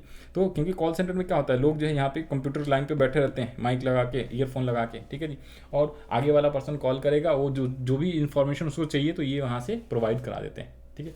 तो ये रहा यहाँ पे कॉल सेंटर के बारे में। कॉल सेंटर को ही आउटसोर्सिंग मतलब विदेशी कंपनी दूसरे देश से कोई भी चीज़ें आउटसोर्स कराता है, उसे आउटसोर्सिंग बोलते हैं। आगे बढ़ो, तो यहाँ पे क्या लिखा हुआ है, क्या कॉल सेंटर कहा जाता है, उसके आगे क्या लिखा हुआ है, अभिलेखांकन, रिकॉर्ड कीपिंग, लेखांकन, अकाउंटिंग, बैंकिंग सेवाएं, रेलवे पूछताछ, ठीक है, संगीत का रिकॉर्डिंग, पुस्तक शब्दांकन, बुक ट्रांसक्रिप्शन, चिकित्सा संबंधी परामर्श, मेडिकल ट्रांसक्रिप्शन, शिक्षण एवं शोध कार्यों इत्यादि अनेक सेवाओं का संयुक्त राष्ट्र अमेरिका, यूरोपीय संघ जैसे कई विकसित देशों की कंपनियां प्रायः भारत से छोटी छोटी कंपनियों या संस्थानों से प्राप्त कर रही है। क्यों? क्योंकि भारत में उनको पैसे कम दे रहे हैं। अगर वो अमेरिका में ये ऑफिस खोलेंगे कॉल सेंटर का, तो वहाँ के लोग ज़्यादा पैसे चार्ज करेंगे, वहाँ के लोग महंगे में काम करते हैं। इंडिया में सस्ते में काम कर रहे हैं, तो यहाँ से वो काम करवा रहे हैं, आउटसोर्सिंग करवा रहे हैं, ठीक है जी। तो ये बड़ा ही हाईलाइट कर लो, इंपॉर्टेंट रहेगा ये सारी चीज़ें। ये सारी की सारी लाइन इंपॉर्टेंट है, अच्छे से 2 बार 3 बार पढ़ना। आगे लिखा हुआ है क्या, चित्र 5.2 में ये दर्शाया गया है कि कैसे कॉल सेंटर काम करता है, कैसे केंद्र में बैठ के आप जो विभिन्न सेवाओं का क्या है आप अपना क्रिया संपन्न होती रहती है। आगे, इन बहुराष्ट्रीय कंपनियां या सरकार को भारत से इन सेवाओं का या सूचकाओं को प्राप्त करना तुलनात्मक लागत के आधार पर काफ़ी फायदेमंद है, क्योंकि भारत में इन सेवाओं की तुलनात्मक लागत काफ़ी कम है। इनका मुख्य कारण यहाँ की कुशल श्रम शक्ति का पर्याप्त उपलब्धता तथा निम्न मजदूर दर है। सबसे बड़ा मेन इंपॉर्टेंट लाइन क्या है यहाँ पे, देखो जी, जितने भी भारत में लोग हैं ना, जो कुशल लोग हैं, पढ़े लिखे लोग हैं, वो क्या है काफ़ी ज़्यादा मात्रा में अवेलेबल है और कम कीमत पे काम करने को तैयार रहते हैं। कहाँ है, उल्टा लाइन लिख दिया क्या, हाईलाइट मैंने गलत कर दिया भाई, ये वाला। इसका मुख्य कारण क्या है कि भारत में क्या है भैया, बहुत कुशल श्रम शक्ति पर्याप्त है और निम्न मजदूर में, समझ रहे हो ना, निम्न मजदूरी में वो काम करने को तैयार है। तो आगे लिखा है, भारत अपने श्रम की मेधा शक्ति कुशलता, तभी तो हम मानव संसाधन कह रहे हैं ना, भारत में जितने भी लोग हैं उन लोग को पढ़ा लिखा के सही से काबिल बना दिया जाए तो क्या है वो एक तरीके का एक संसाधन हो जाता है, जिसे हम मानव संसाधन के रूप में जानते हैं। ठीक है जी, तो वो बहुत सारे काम कर सकता है। कल को लड़ना होगा तो भैया जिसके जहाँ पे ज़्यादा जनसंख्या होगा वही तो लड़ाई लड़ेगा और जीतेगा। खैर आगे पढ़ो, भारत अपने श्रम की मेधा शक्ति कुशलता विशिष्टता एवं निम्न मजदूरी के कारण जो सेवाएं विदेशों को उनकी कंपनियों के लिए भेजता है उसकी तुलना काफ़ी लागत में काफ़ी कमी होती है, इसलिए कम लागत पर अवेलेबल होती है, इसलिए इस क्षेत्र में व्यापक रोजगार मिल रहा है। ठीक है, इसी को हम सेवा क्षेत्र बोलते हैं। तो सेवा में बहुत ज़्यादा लोगों को रोजगार मिल रहा है। यही कारण है कि आउटसोर्सिंग, ठीक है जी, के मामले भी में भारत एक महत्वपूर्ण गंतव्य यानी डेस्टिनेशन बन गया है, जो विश्व के अन्य देशों के रोजगार क्षेत्र में बहस का विषय हो गया। आगे है नेक्स्ट पॉइंट। अब हमारा यहाँ से नेक्स्ट टॉपिक है क्या, सेवा क्षेत्र में बुनियादी सुविधाएं क्या क्या। सेवा क्षेत्र में बुनियादी सेवाएं क्या कौन कौन सी हैं, जरा आजा जी पढ़ो फटाफट। और कितने पेज रह गए हैं, 1 2 3 4 5 6 पेज रह गया, बस 6 पेज हम फटाफट कंप्लीट कर लेते हैं। 6 पेज, अगर एक पेज को हम लोग 4 मिनट लगाएंगे तो 6 चक 24 यानी 20 मिनट के अंदर अंदर ये चैप्टर कंप्लीट करने वाला हूँ आजा जी, बिकॉज हम लोग अपना पूरा का पूरा एक ही वीडियो के अंदर, वन शॉट वीडियो के अंदर जो है एक एक चैप्टर हम कंप्लीट करते जा रहे हैं। क्या लिखा हुआ है क्या, सेवा क्षेत्र के विकास के लिए देश एवं राज्य स्तर पर बुनियादी सुविधाएं का होना नितांत आवश्यक है। ये सुविधाएं विकास धारा के रीढ़ की हड्डी, ठीक है जी, रीढ़ की हड्डी होती है सेवाएं क्षेत्र का विकास। ठीक है, विकास के लिए सेवाएं क्षेत्र जो है बहुत ही ज़्यादा रीढ़ की हड्डी, इनकी अनुपस्थिति में विकास क्रिया संभव नहीं है। देश या राज्य की सर्वांगीण प्रगति मूलतः कृषि उद्योग एवं व्यापार पर निर्भर है। भाई कृषि उद्योग और व्यापार पर ही निर्भर होती है सारी चीज़ें मेनली तो, और इनकी प्रगति आधारभूत संरचना और बुनियादी सुविधाओं पर निर्भर होती है। जिस देश अथवा क्षेत्र में बुनियादी सुविधाएं भैया, सुविधाएं का मतलब समझ रहे हो ना, सेवाएं भैया, अगर आप आलू प्याज गेहूं इन सब का उत्पादन तो कर लेते हो, लेकिन आपके जगह में, आपके राज्य में, आपके कंट्री में, आपके देश में अगर रोडवेज का अच्छा सुविधा नहीं है तो भैया आप उसको बेच पाओगे सही दाम पे नहीं, आप एक जगह से दूसरी जगह आसानी से नहीं ले जा सकते ना। तो इसलिए इन सब का, उद्योग का, कारखाना का, कृषि का, इन सब के लिए सेवाएं का होना बहुत ज़रूरी है, ट्रांसपोर्टेशन की सेवाएं होना बहुत ज़्यादा ज़रूरी। तो इसीलिए सेवाओं का क्या है, बहुत ज़्यादा महत्व रखता है। तो सेवा क्षेत्र की बुनियादी सुविधाएं तो ये रहा। तो सेवा क्षेत्र क्या क्या सुविधाएं दे रहा है, तो सामान को एक जगह से दूसरी जगह ले जाने में आसानी रहती है और उसको आप ज़्यादा कीमत पे बेच सकते हो। तो क्या कह रहा है, जिस देश अथवा क्षेत्र में बुनियादी सुविधाएं अधिक होगी वहाँ औद्योगिक उत्पादन और रोजगार की वृद्धि होती है। उत्पादन और रोजगार के द्वारा ही सेवा क्षेत्र का विस्तार होता है। संयुक्त राज्य अमेरिका और जापान जैसे समृद्ध देशों में ज्ञान और शोध की सुविधाएं अधिक होने के कारण ही इस क्षेत्र में सेवाओं का विस्तार। भाई साहब देखो, अमेरिका जो है ना, सबसे ज़्यादा जो है क्या है, सेवा क्षेत्र के अंदर बहुत ज़्यादा उसका विकास हो रखा है। जैसे भैया सैटेलाइट, समझ रहे हो, सैटेलाइट से ही तो इंटरनेट और ये आपका मोबाइल फ़ोन और टेलीकम्युनिकेशन, ये मेन जो है आपका अमेरिका का ही, इसको कहीं ना कहीं रॉयल्टी जाता है, उसको आमदनी होता है। आप इंडिया की सेवाएं जो है, इंडिया में आप टेलीफोन वगैरह यूज़ कर रहे हो, जियो और इन सब का, और इसका कुछ ना कुछ हिस्सा जो है अमेरिका की कंपनी, अमेरिका में जो है उसको जाता है, क्योंकि उन्हीं ने मेनली सैटेलाइट और ये सब चीज़ें उन लोग का मेन कंट्रीब्यूशन है, वो लोगों ने छोड़ रखा था। समझ रहे हो बात को, उन्हीं लोगों ने बनाया हुआ है ये सब मेन सारी चीज़ें। जैसे अमेरिका है, जापान, तो ये लोग शोध सेवाएं ये सब चीज़ें रिसर्च वगैरह करते रहते हैं, बढ़िया। ठीक है, तो इनसे कहीं ना कहीं क्या है आमदनी, इसीलिए तो वो लोग आगे, हम लोग बहुत पीछे। आगे पढ़ो क्या, जिसके कारण विश्व में सभी देश से उच्च तकनीकी शिक्षा प्राप्त किए हुए लोगों को पलायन उन देशों में, अब इसीलिए तो क्या है, जो जितने भी ज़्यादा पढ़े लिखे हैं ना और जो ज़्यादा अमीर हो जाते हैं वो भारत छोड़ के चले जाते हैं विदेशों में, क्योंकि अच्छी लाइफ स्टाइल उनको चाहिए ना भैया। यहाँ तो गांव देहात में कई सारी जगहों पे बिजली पानी ये सब नहीं आ पाता। अब वो लोग जो है क्या है, जो पढ़े लिखे हैं, जो अच्छे लोग, फिर वहाँ पे चले जाते हैं, वहाँ पे वो ज़्यादा कमाते हैं और अच्छा लाइफ जीते हैं। क्योंकि भैया ज़िंदगी क्या है, 60-70 सालों की तो ज़िंदगी, अब आप गरीबी में वैसे ही गुजार दोगे फालतू के लगड़े झगड़े में, लड़ाई झगड़े में, तो बेकार है, ज़िंदगी का महत्व ही नहीं है। इसीलिए लोग जो है चले जाते हैं जहाँ पे ज़्यादा सुख सुविधाएं। हम लोग जो है गांव से शहर में क्यों जाते हैं, शहरों में थोड़ा ज़्यादा सुख सुविधाएं मिल जाती, आसानी से सारी चीज़ें मिल जाती हैं, बिजली पानी इलेक्ट्रिसिटी, इसलिए। तो ये सारी चीज़ें, आगे पढ़ो। यहाँ पे भारत के उच्चतम तकनीकी शिक्षा का केंद्र आईआईटी है। सबसे उच्चतम तकनीकी का शिक्षा केंद्र क्या है, आईआईटी है। व्यावसायिक शिक्षा का केंद्र क्या है, आईआईएम, जहाँ से आप एमबीए वगैरह कर सकते हो, और आईआईटी जो इंजीनियरिंग वगैरह कर सकते हो। तो आगे लिखा हुआ है क्या, इन क्षेत्रों से निकले हुए युवा उन देश में उच्चतम स्तर पर रोजगार के लिए जाते हैं। उसी तरह भारत के बेंगलोर शहर में सूचना प्रौद्योगिकी संबंधी ज्ञान के उपयोग के क्षेत्र के बढ़ने के कारण देश में सभी क्षेत्रों में सूचना प्रौद्योगिकी शिक्षा प्राप्त युवक रोजगार के लिए जाते हैं। तो सूचना प्रौद्योगिकी क्षेत्र कहाँ पे है, भारत के बेंगलोर सिटी में। ये भी अच्छे से हाईलाइट कर लेना, इंपॉर्टेंट रहता है, ठीक है जी। ये सारी चीज़ें इंपॉर्टेंट है, हाईलाइट कर लेना, अंडरलाइन कर लेना। हाईलाइट का मतलब है हाईलाइटर लिया ना, खरीद के हाईलाइट करते रहना, अच्छा रहता है थ्योरी वाले सब्जेक्ट पढ़ने के लिए। सभी सब्जेक्ट में हाईलाइटर काम आएगा, इंग्लिश हिंदी, ठीक है जी, हिस्ट्री सिविक ज्योग्राफी।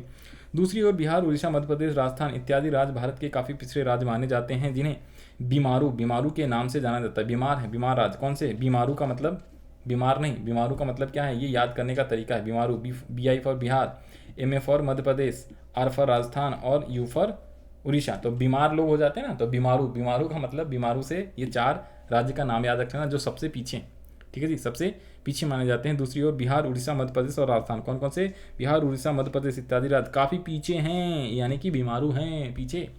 ओके, आगे पढ़ो। इन राज्यों की बुनियादी सुविधाएं जैसे बिजली, सिंचाई, यातायात, ठीक है, दूरसंचार इत्यादि पर्याप्त मात्रा में उपलब्ध नहीं है। लेकिन अब धीरे धीरे हो रहा है ना गाँव में, अभी देख रहे हो नल जल की योजना के तहत जो है बिहार में सभी गांव वगैरह में भी नल जल आ गया है। बिजली भी आजकल बहुत ज़्यादा रह रहा है। मेरे टाइम पे तो भाई मैं बता दूं, मैं 2003 में रहता था, 2003 में रहता था क्या, 2003 में मैंने 10वीं पास की।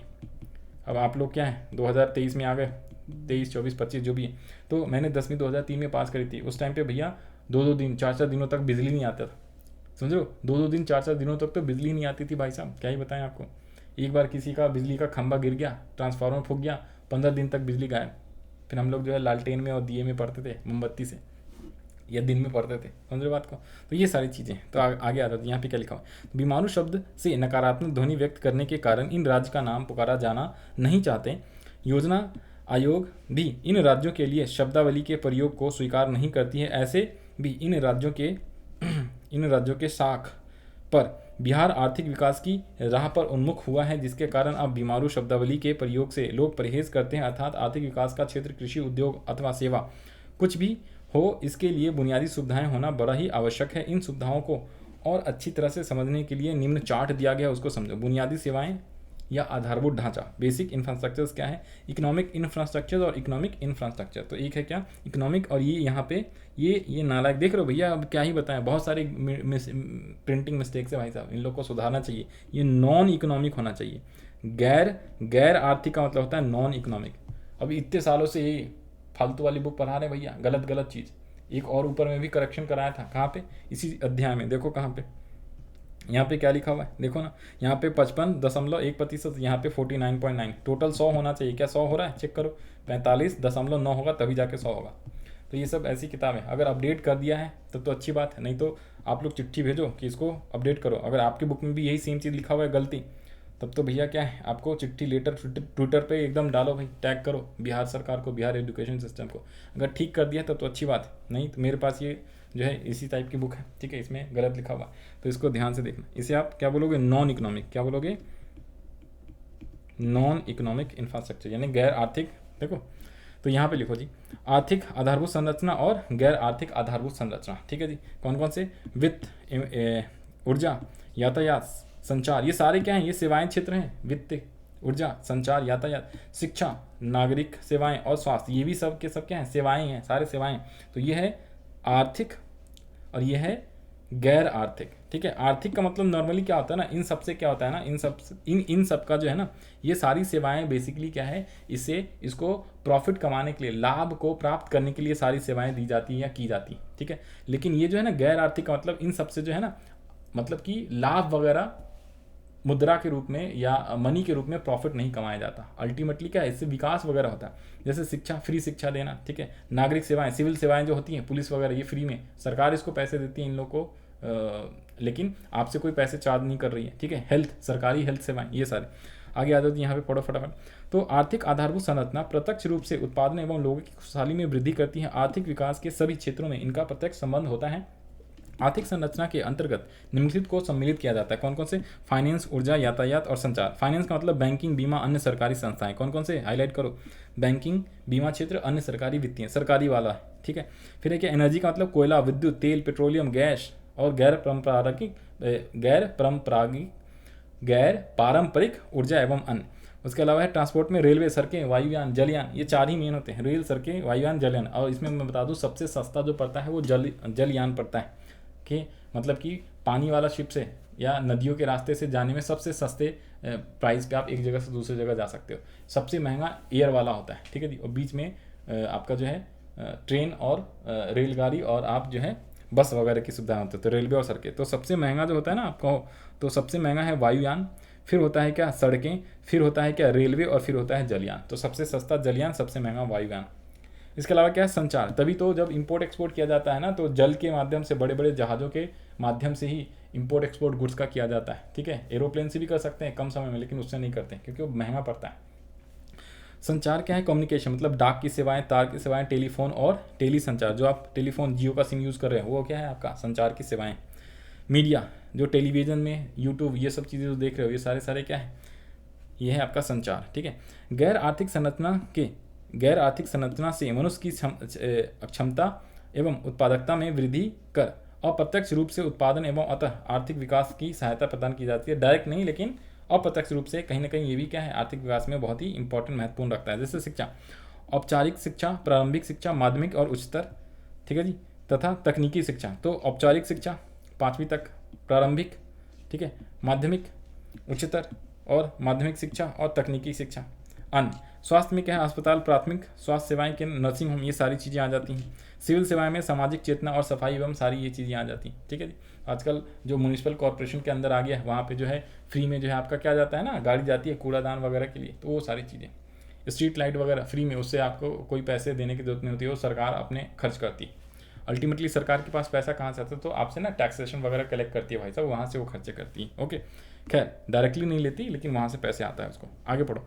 भारत में बुनियादी सुविधाओं को विकसित करने का परंपरा के तौर पर सरकार का ही पूरा दायित्व होता है, किंतु सरकार निवेश इस क्षेत्र में काफ़ी कम है। सरकार का निवेश जो है इस क्षेत्र में काफ़ी कम था। इसी कारण 1991 के बाद आर्थिक सुधारों के दौर में निजी क्षेत्र में भी स्वयं सरकार के साथ संयुक्त भागीदारी कर आधारभूत संरचना के विकास में एक अहम भूमिका निभानी शुरू कर दी है। आज संयुक्त रूप से आधारभूत संरचना में निवेश हो रहा है, जिससे इसकी स्थिति में काफ़ी सुधार हुआ है। परंतु ग्रामीण भारत में विकास विश्व के ऊंचे तकनीकी उन्नति के बावजूद भी आधारभूत संरचनाओं की सुविधा का एकदम अभाव है। खासकर आर्थिक दृष्टिकोण से अपेक्षाकृत पिछड़े राज्यों में तो बहुत ही कम बुनियादी सुविधाएं का विकास हो पाया है, लेकिन अब धीरे धीरे हो रहा है। जैसे बिहार, उड़ीसा, ये सब पिछड़े राज्य आते हैं ना, तो इसमें जो है बहुत ही कम विकास हुआ है। 1991 में क्या हुआ था? लिबरलाइजेशन, शॉर्ट में याद रख लो LPG, लिबरलाइजेशन, प्राइवेटाइजेशन, ग्लोबलाइजेशन, मतलब कि उदारीकरण, ठीक है जी, प्राइवेटाइजेशन और ग्लोबलाइजेशन को वैश्वीकरण भी कहते हैं, ओके। तो ये सारे हुआ, उसके बाद धीरे धीरे विकास होना स्टार्ट हुआ, उसके पहले तो बड़ा मुश्किल होता था, ठीक है। आगे पढ़ो जी। सेवा क्षेत्र में शिक्षा का क्या भूमिका है? सेवा क्षेत्र में शिक्षा का क्या भूमिका है? सेवा क्षेत्र में शिक्षा का क्या भूमिका है? आ जाओ जी, फटाफट पढ़ते हैं। सेवा क्षेत्र में शिक्षा का भूमिका, हाँ जी, क्या लिखा हुआ है? आर्थिक विकास केवल वस्तुएं एवं सेवाओं के उत्पादन का विस्तार से ही संभव नहीं है। इसके लिए आपको जो है मानव विकास और मानव पूंजी निर्मित नियंत्रित करना आवश्यक है। मतलब क्या है? देखो, मानव का विकास करना मतलब कि जैसे मानव विकास करेंगे ना, तो मानव पूंजी में निर्माण हो जाएगा। ह्यूमन कैपिटल फॉर्मेशन उसको अंग्रेजी में कहते हैं, ठीक है जी। क्या कहते हैं? आप चाहो तो लिख सकते हो। मानव पूंजी निर्माण का मतलब है human capital formation. Human capital कैसे बढ़ेगा? ह्यूमन कैपिटल का मतलब मानव विकास, ठीक है जी। ह्यूमन डेवलपमेंट, मानव विकास का इंग्लिश होता है human development, human development, okay.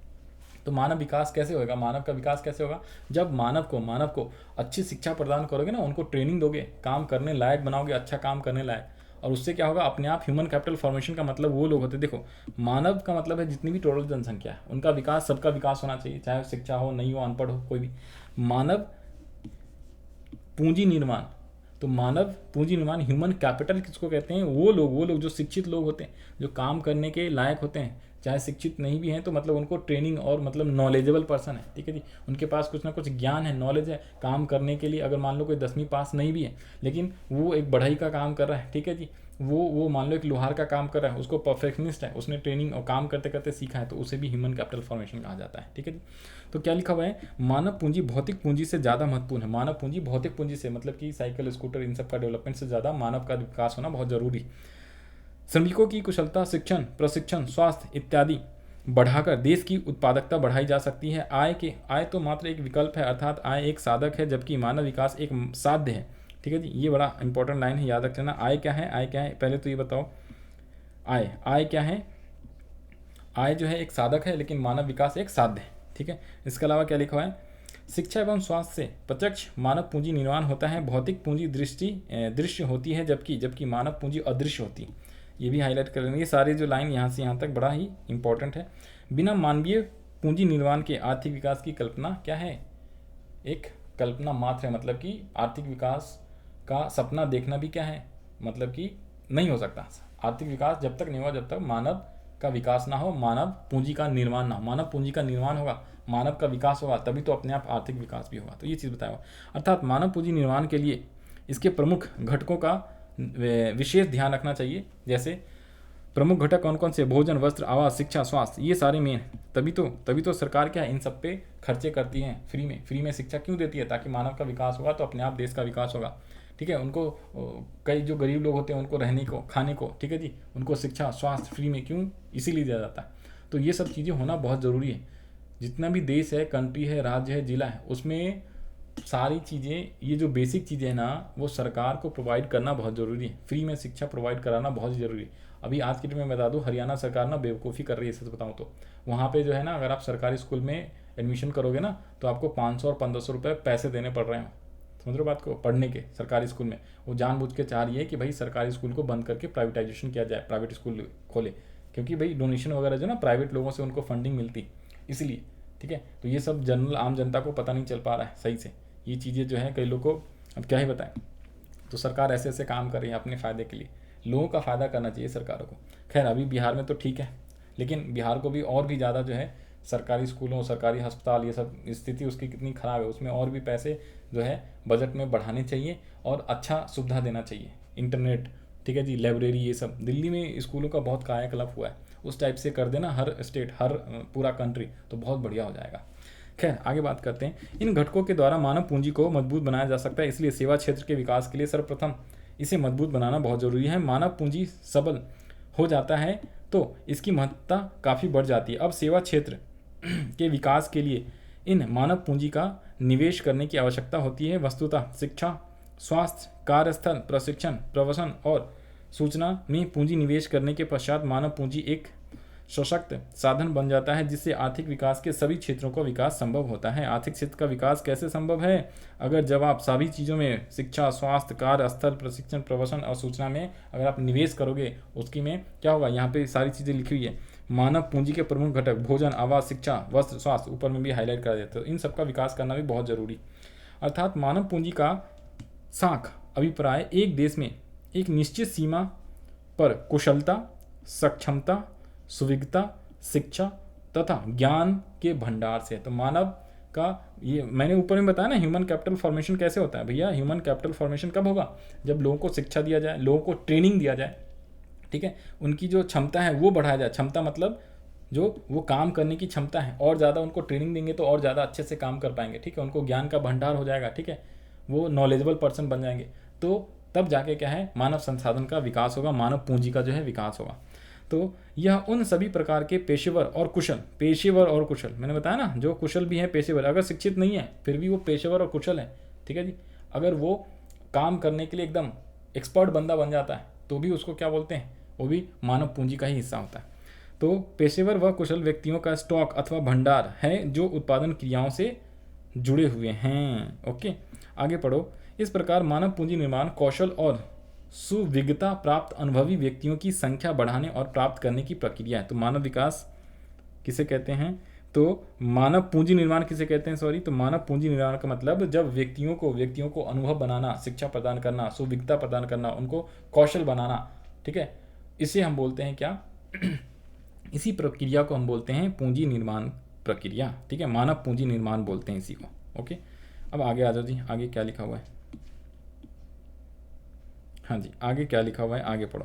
कह रहा है क्या? अच्छी मानव पूंजी जैसे वैज्ञानिक, डॉक्टर, इंजीनियर, कुशल प्रशासक, समाज सेवी, मनोवैज्ञानिक, शिक्षक, शिक्षाविद इत्यादि मानव पूंजी का उत्पादन करती है। अर्थात मानवीय संसाधनों से और अधिक मानव पूंजी के उत्पादन के लिए हमें मानव पूंजी में निवेश करने की आवश्यकता है। देश व राज्यों का आर्थिक विकास शिखर पर पहुंचाने के लिए मानव पूंजी में निवेश के स्तर को ऊंचा बढ़ाना। मानव पूंजी में निवेश का मतलब भैया आपको अच्छे अच्छे स्कूल जो है बनवाने पड़ेंगे, सरकार को अच्छे अच्छे सरकारी अस्पताल बनाने पड़ेंगे, रोड्स अच्छा बनाना पड़ेगा। भाई बिहार में पहले इतनी भुखमरी पीछा क्यों है? क्योंकि रोड कितने सड़कें टूटी हुई होती थी, जाम लग जाता था। भाई लोगों को ये हाजीपुर से पटना जाने में भैया 3-3 4-4 घंटे लग जाते थे। तो बेस्ट है वो सारा टाइम।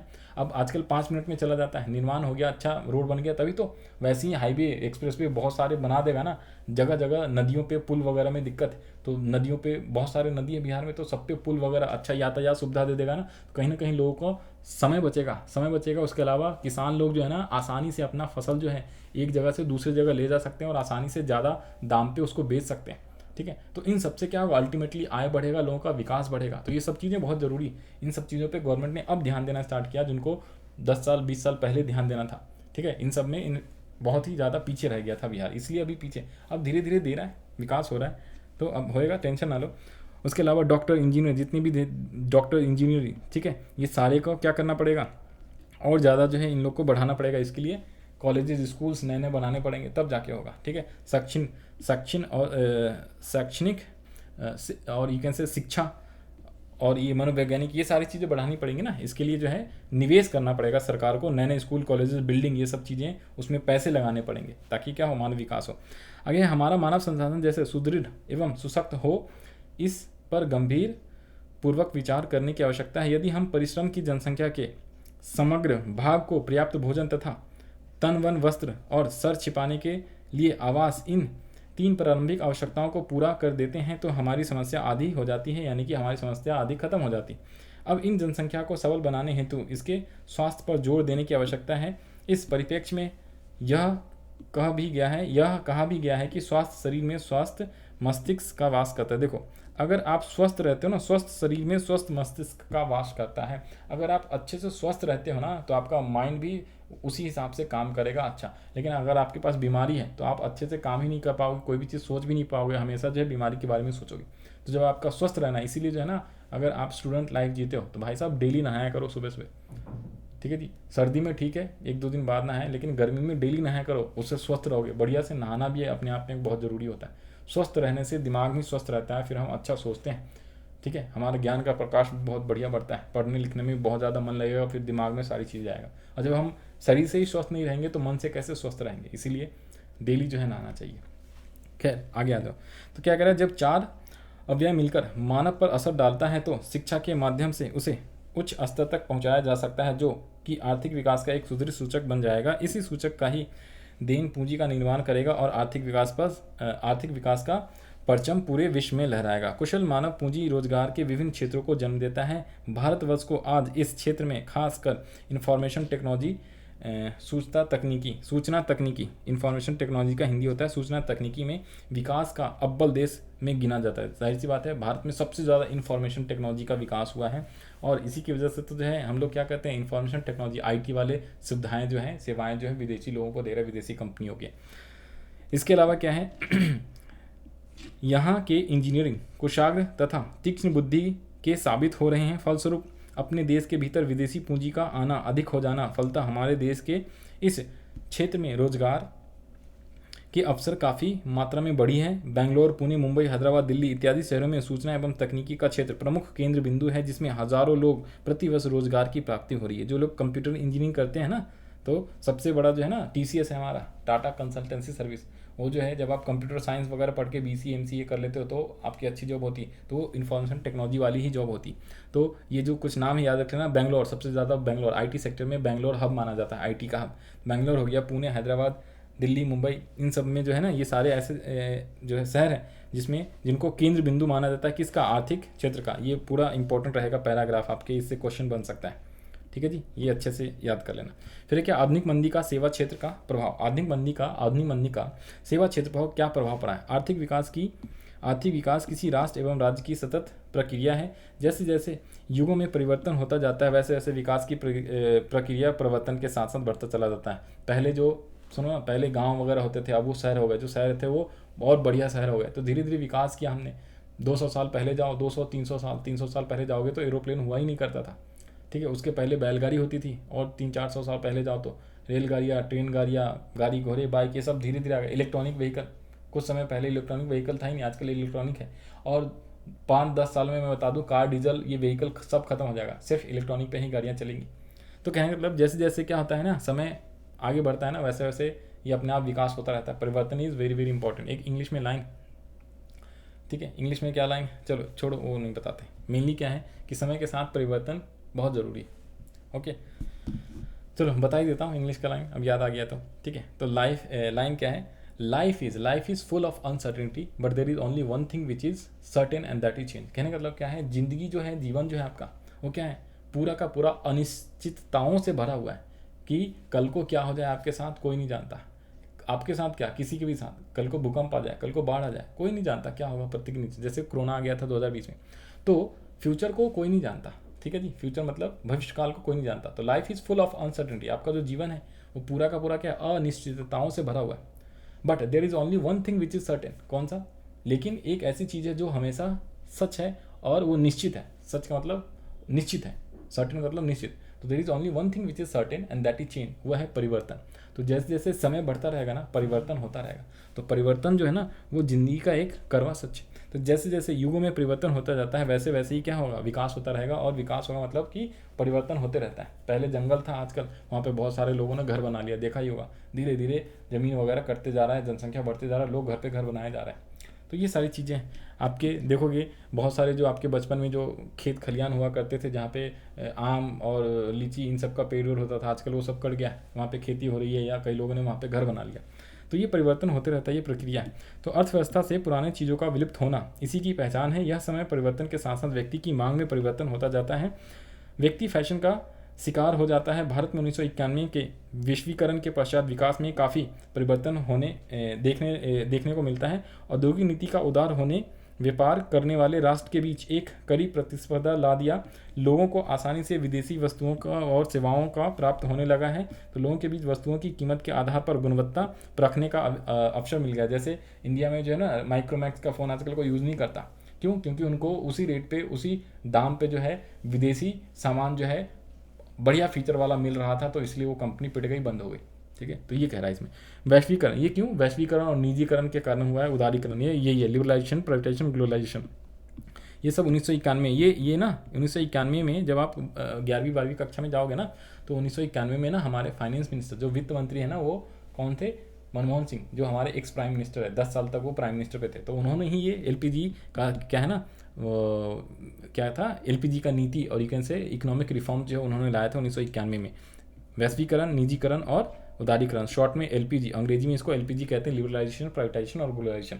और ये बहुत ही ज़्यादा आजकल पढ़ाया जाता है, क्योंकि अगर उस टाइम पे ये नहीं लाया जाता ना, तो भाई साहब हमारा देश कंगाल हो जाता है, जैसे अभी श्रीलंका और पाकिस्तान की स्थिति।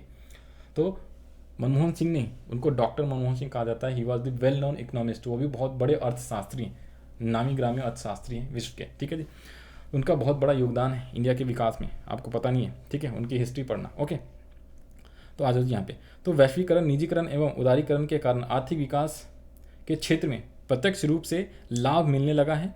इसके आगे है, लोगों को दूसरे राष्ट्र में जाकर रोजगार करने का खुला अधिकार प्राप्त किया गया है। यद्यपि आर्थिक विचारों का यह एक ऐसा समूह है जो मानवता और वैश्वीकरण, निजीकरण, उदारीकरण से आम आदमी का जीवन कठिन हो जाएगा, तो और पूरी अर्थव्यवस्था पर अमीर देशों और अमीर लोगों का वर्चस्व हो जाएगा। कुछ हद तक इस आलोचना में बल भी है, क्योंकि वैश्वीकरण और उदारीकरण से श्रम बाजार में श्रमिक घटनाओं की भूमिका नगण्य हो जाएगी और आम लोग विकास के क्षेत्र में केवल मूल दर्शक ही रह जाएंगे। धीरे धीरे इस मानवता के लोगों के मत में बदलाव आ रहा है और लोग उदारवादी इन नीतियों के लाभ को समझने लगे हैं। आगे है क्या, विकसित राष्ट्र अमेरिका, स्विट्जरलैंड, फ्रांस, रूस, जापान, ये सब याद रख लेना। विकसित राष्ट्र कौन कौन से है, डेवलप कंट्री कौन कौन से है, कई बार जनरल नॉलेज में पूछ देगा, तो ये सारे विकसित देश हैं। विकसित देश चाइना, जापान, रूस, फ्रांस, स्विट्जरलैंड, अमेरिका। इन जगहों में भारतीय मूल के वैज्ञानिक को काम करने का मौका मिल गया। तकनीकी क्षेत्र के वैज्ञानिकों में वृद्धि की समायोजन भारत जैसे विकासशील राष्ट्र में संभव नहीं हो पा रहा था, क्योंकि यहाँ की बुनियादी सुविधाएं विकसित राष्ट्रों की तुलना में काफ़ी कम है। क्योंकि हमारा जो भारत है ना, वो कौन सा है, विकासशील देश है, और एक होता है क्या, अविकसित। अविकसित में हम नहीं आते, हम आते हैं बीच वाले में, विकासशील, और ये ऊपर वाले सब जो हैं विकसित देश हैं। आगे क्या, वर्तमान मंदी के कारण सेवा क्षेत्र में काफ़ी प्रभावित हुआ है।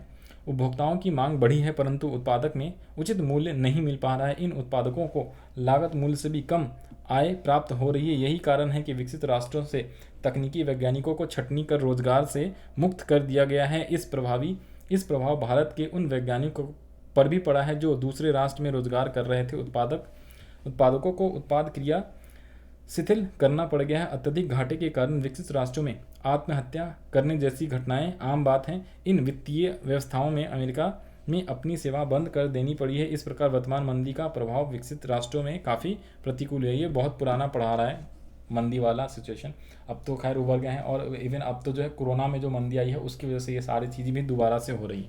ठीक है, आगे लिखा हुआ है क्या, भारत पर इसका असर बहुत कम हुआ है।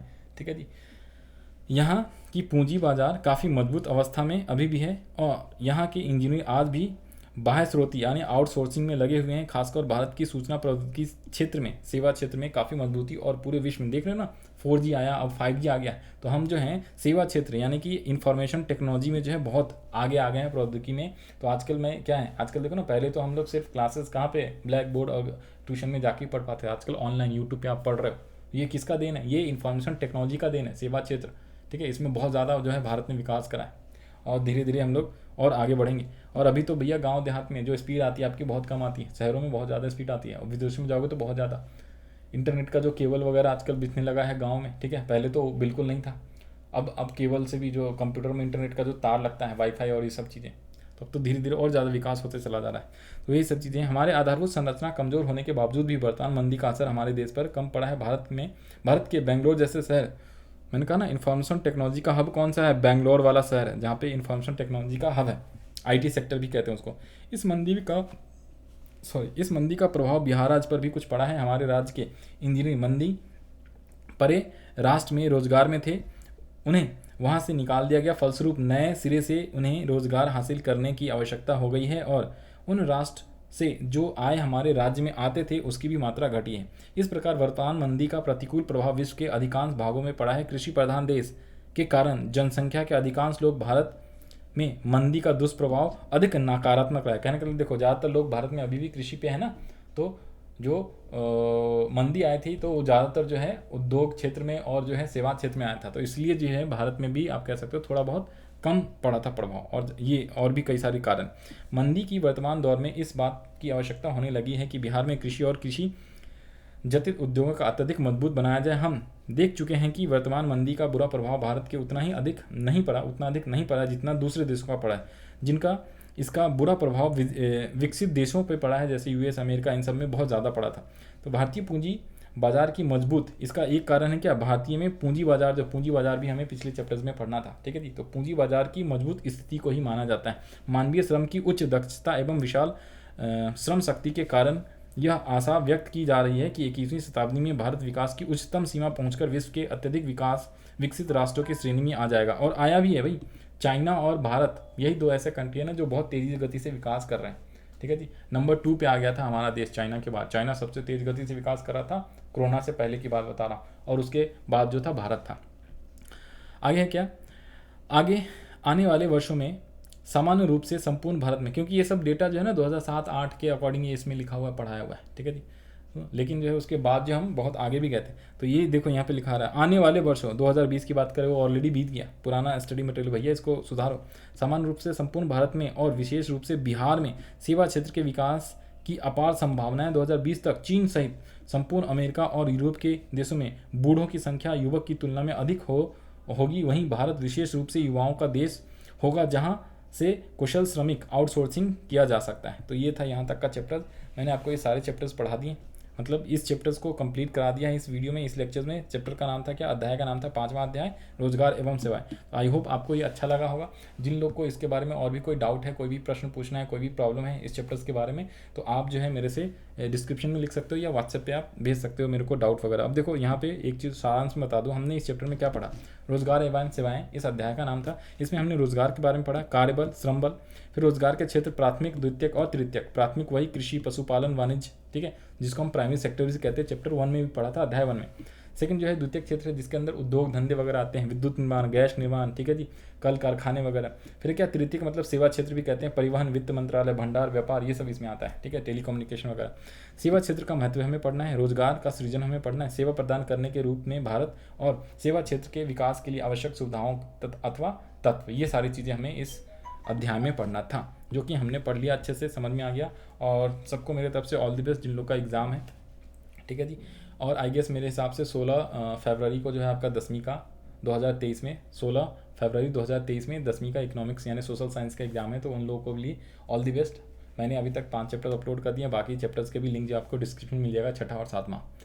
तो हम लोग मिलते हैं नेक्स्ट चैप्टर्स के साथ नए लेक्चर में, 6ठे वाले चैप्टर के साथ। इस वाले वीडियो के लिए इतना ही। Okay, bye bye. और ये जो है काफ़ी लंबा क्लास हो गया, 1 घंटे 40 मिनट का, और क्वेश्चन आंसर सीरीज जो है बहुत ही जल्द मैं लाने वाला हूँ, ठीक है जी। तो उसके लिए भी जो है चैनल पे आप बने रहना, जब भी आएगा आपको नोटिफिकेशन मिल जाएगा। Okay, bye bye and all the best to all of you.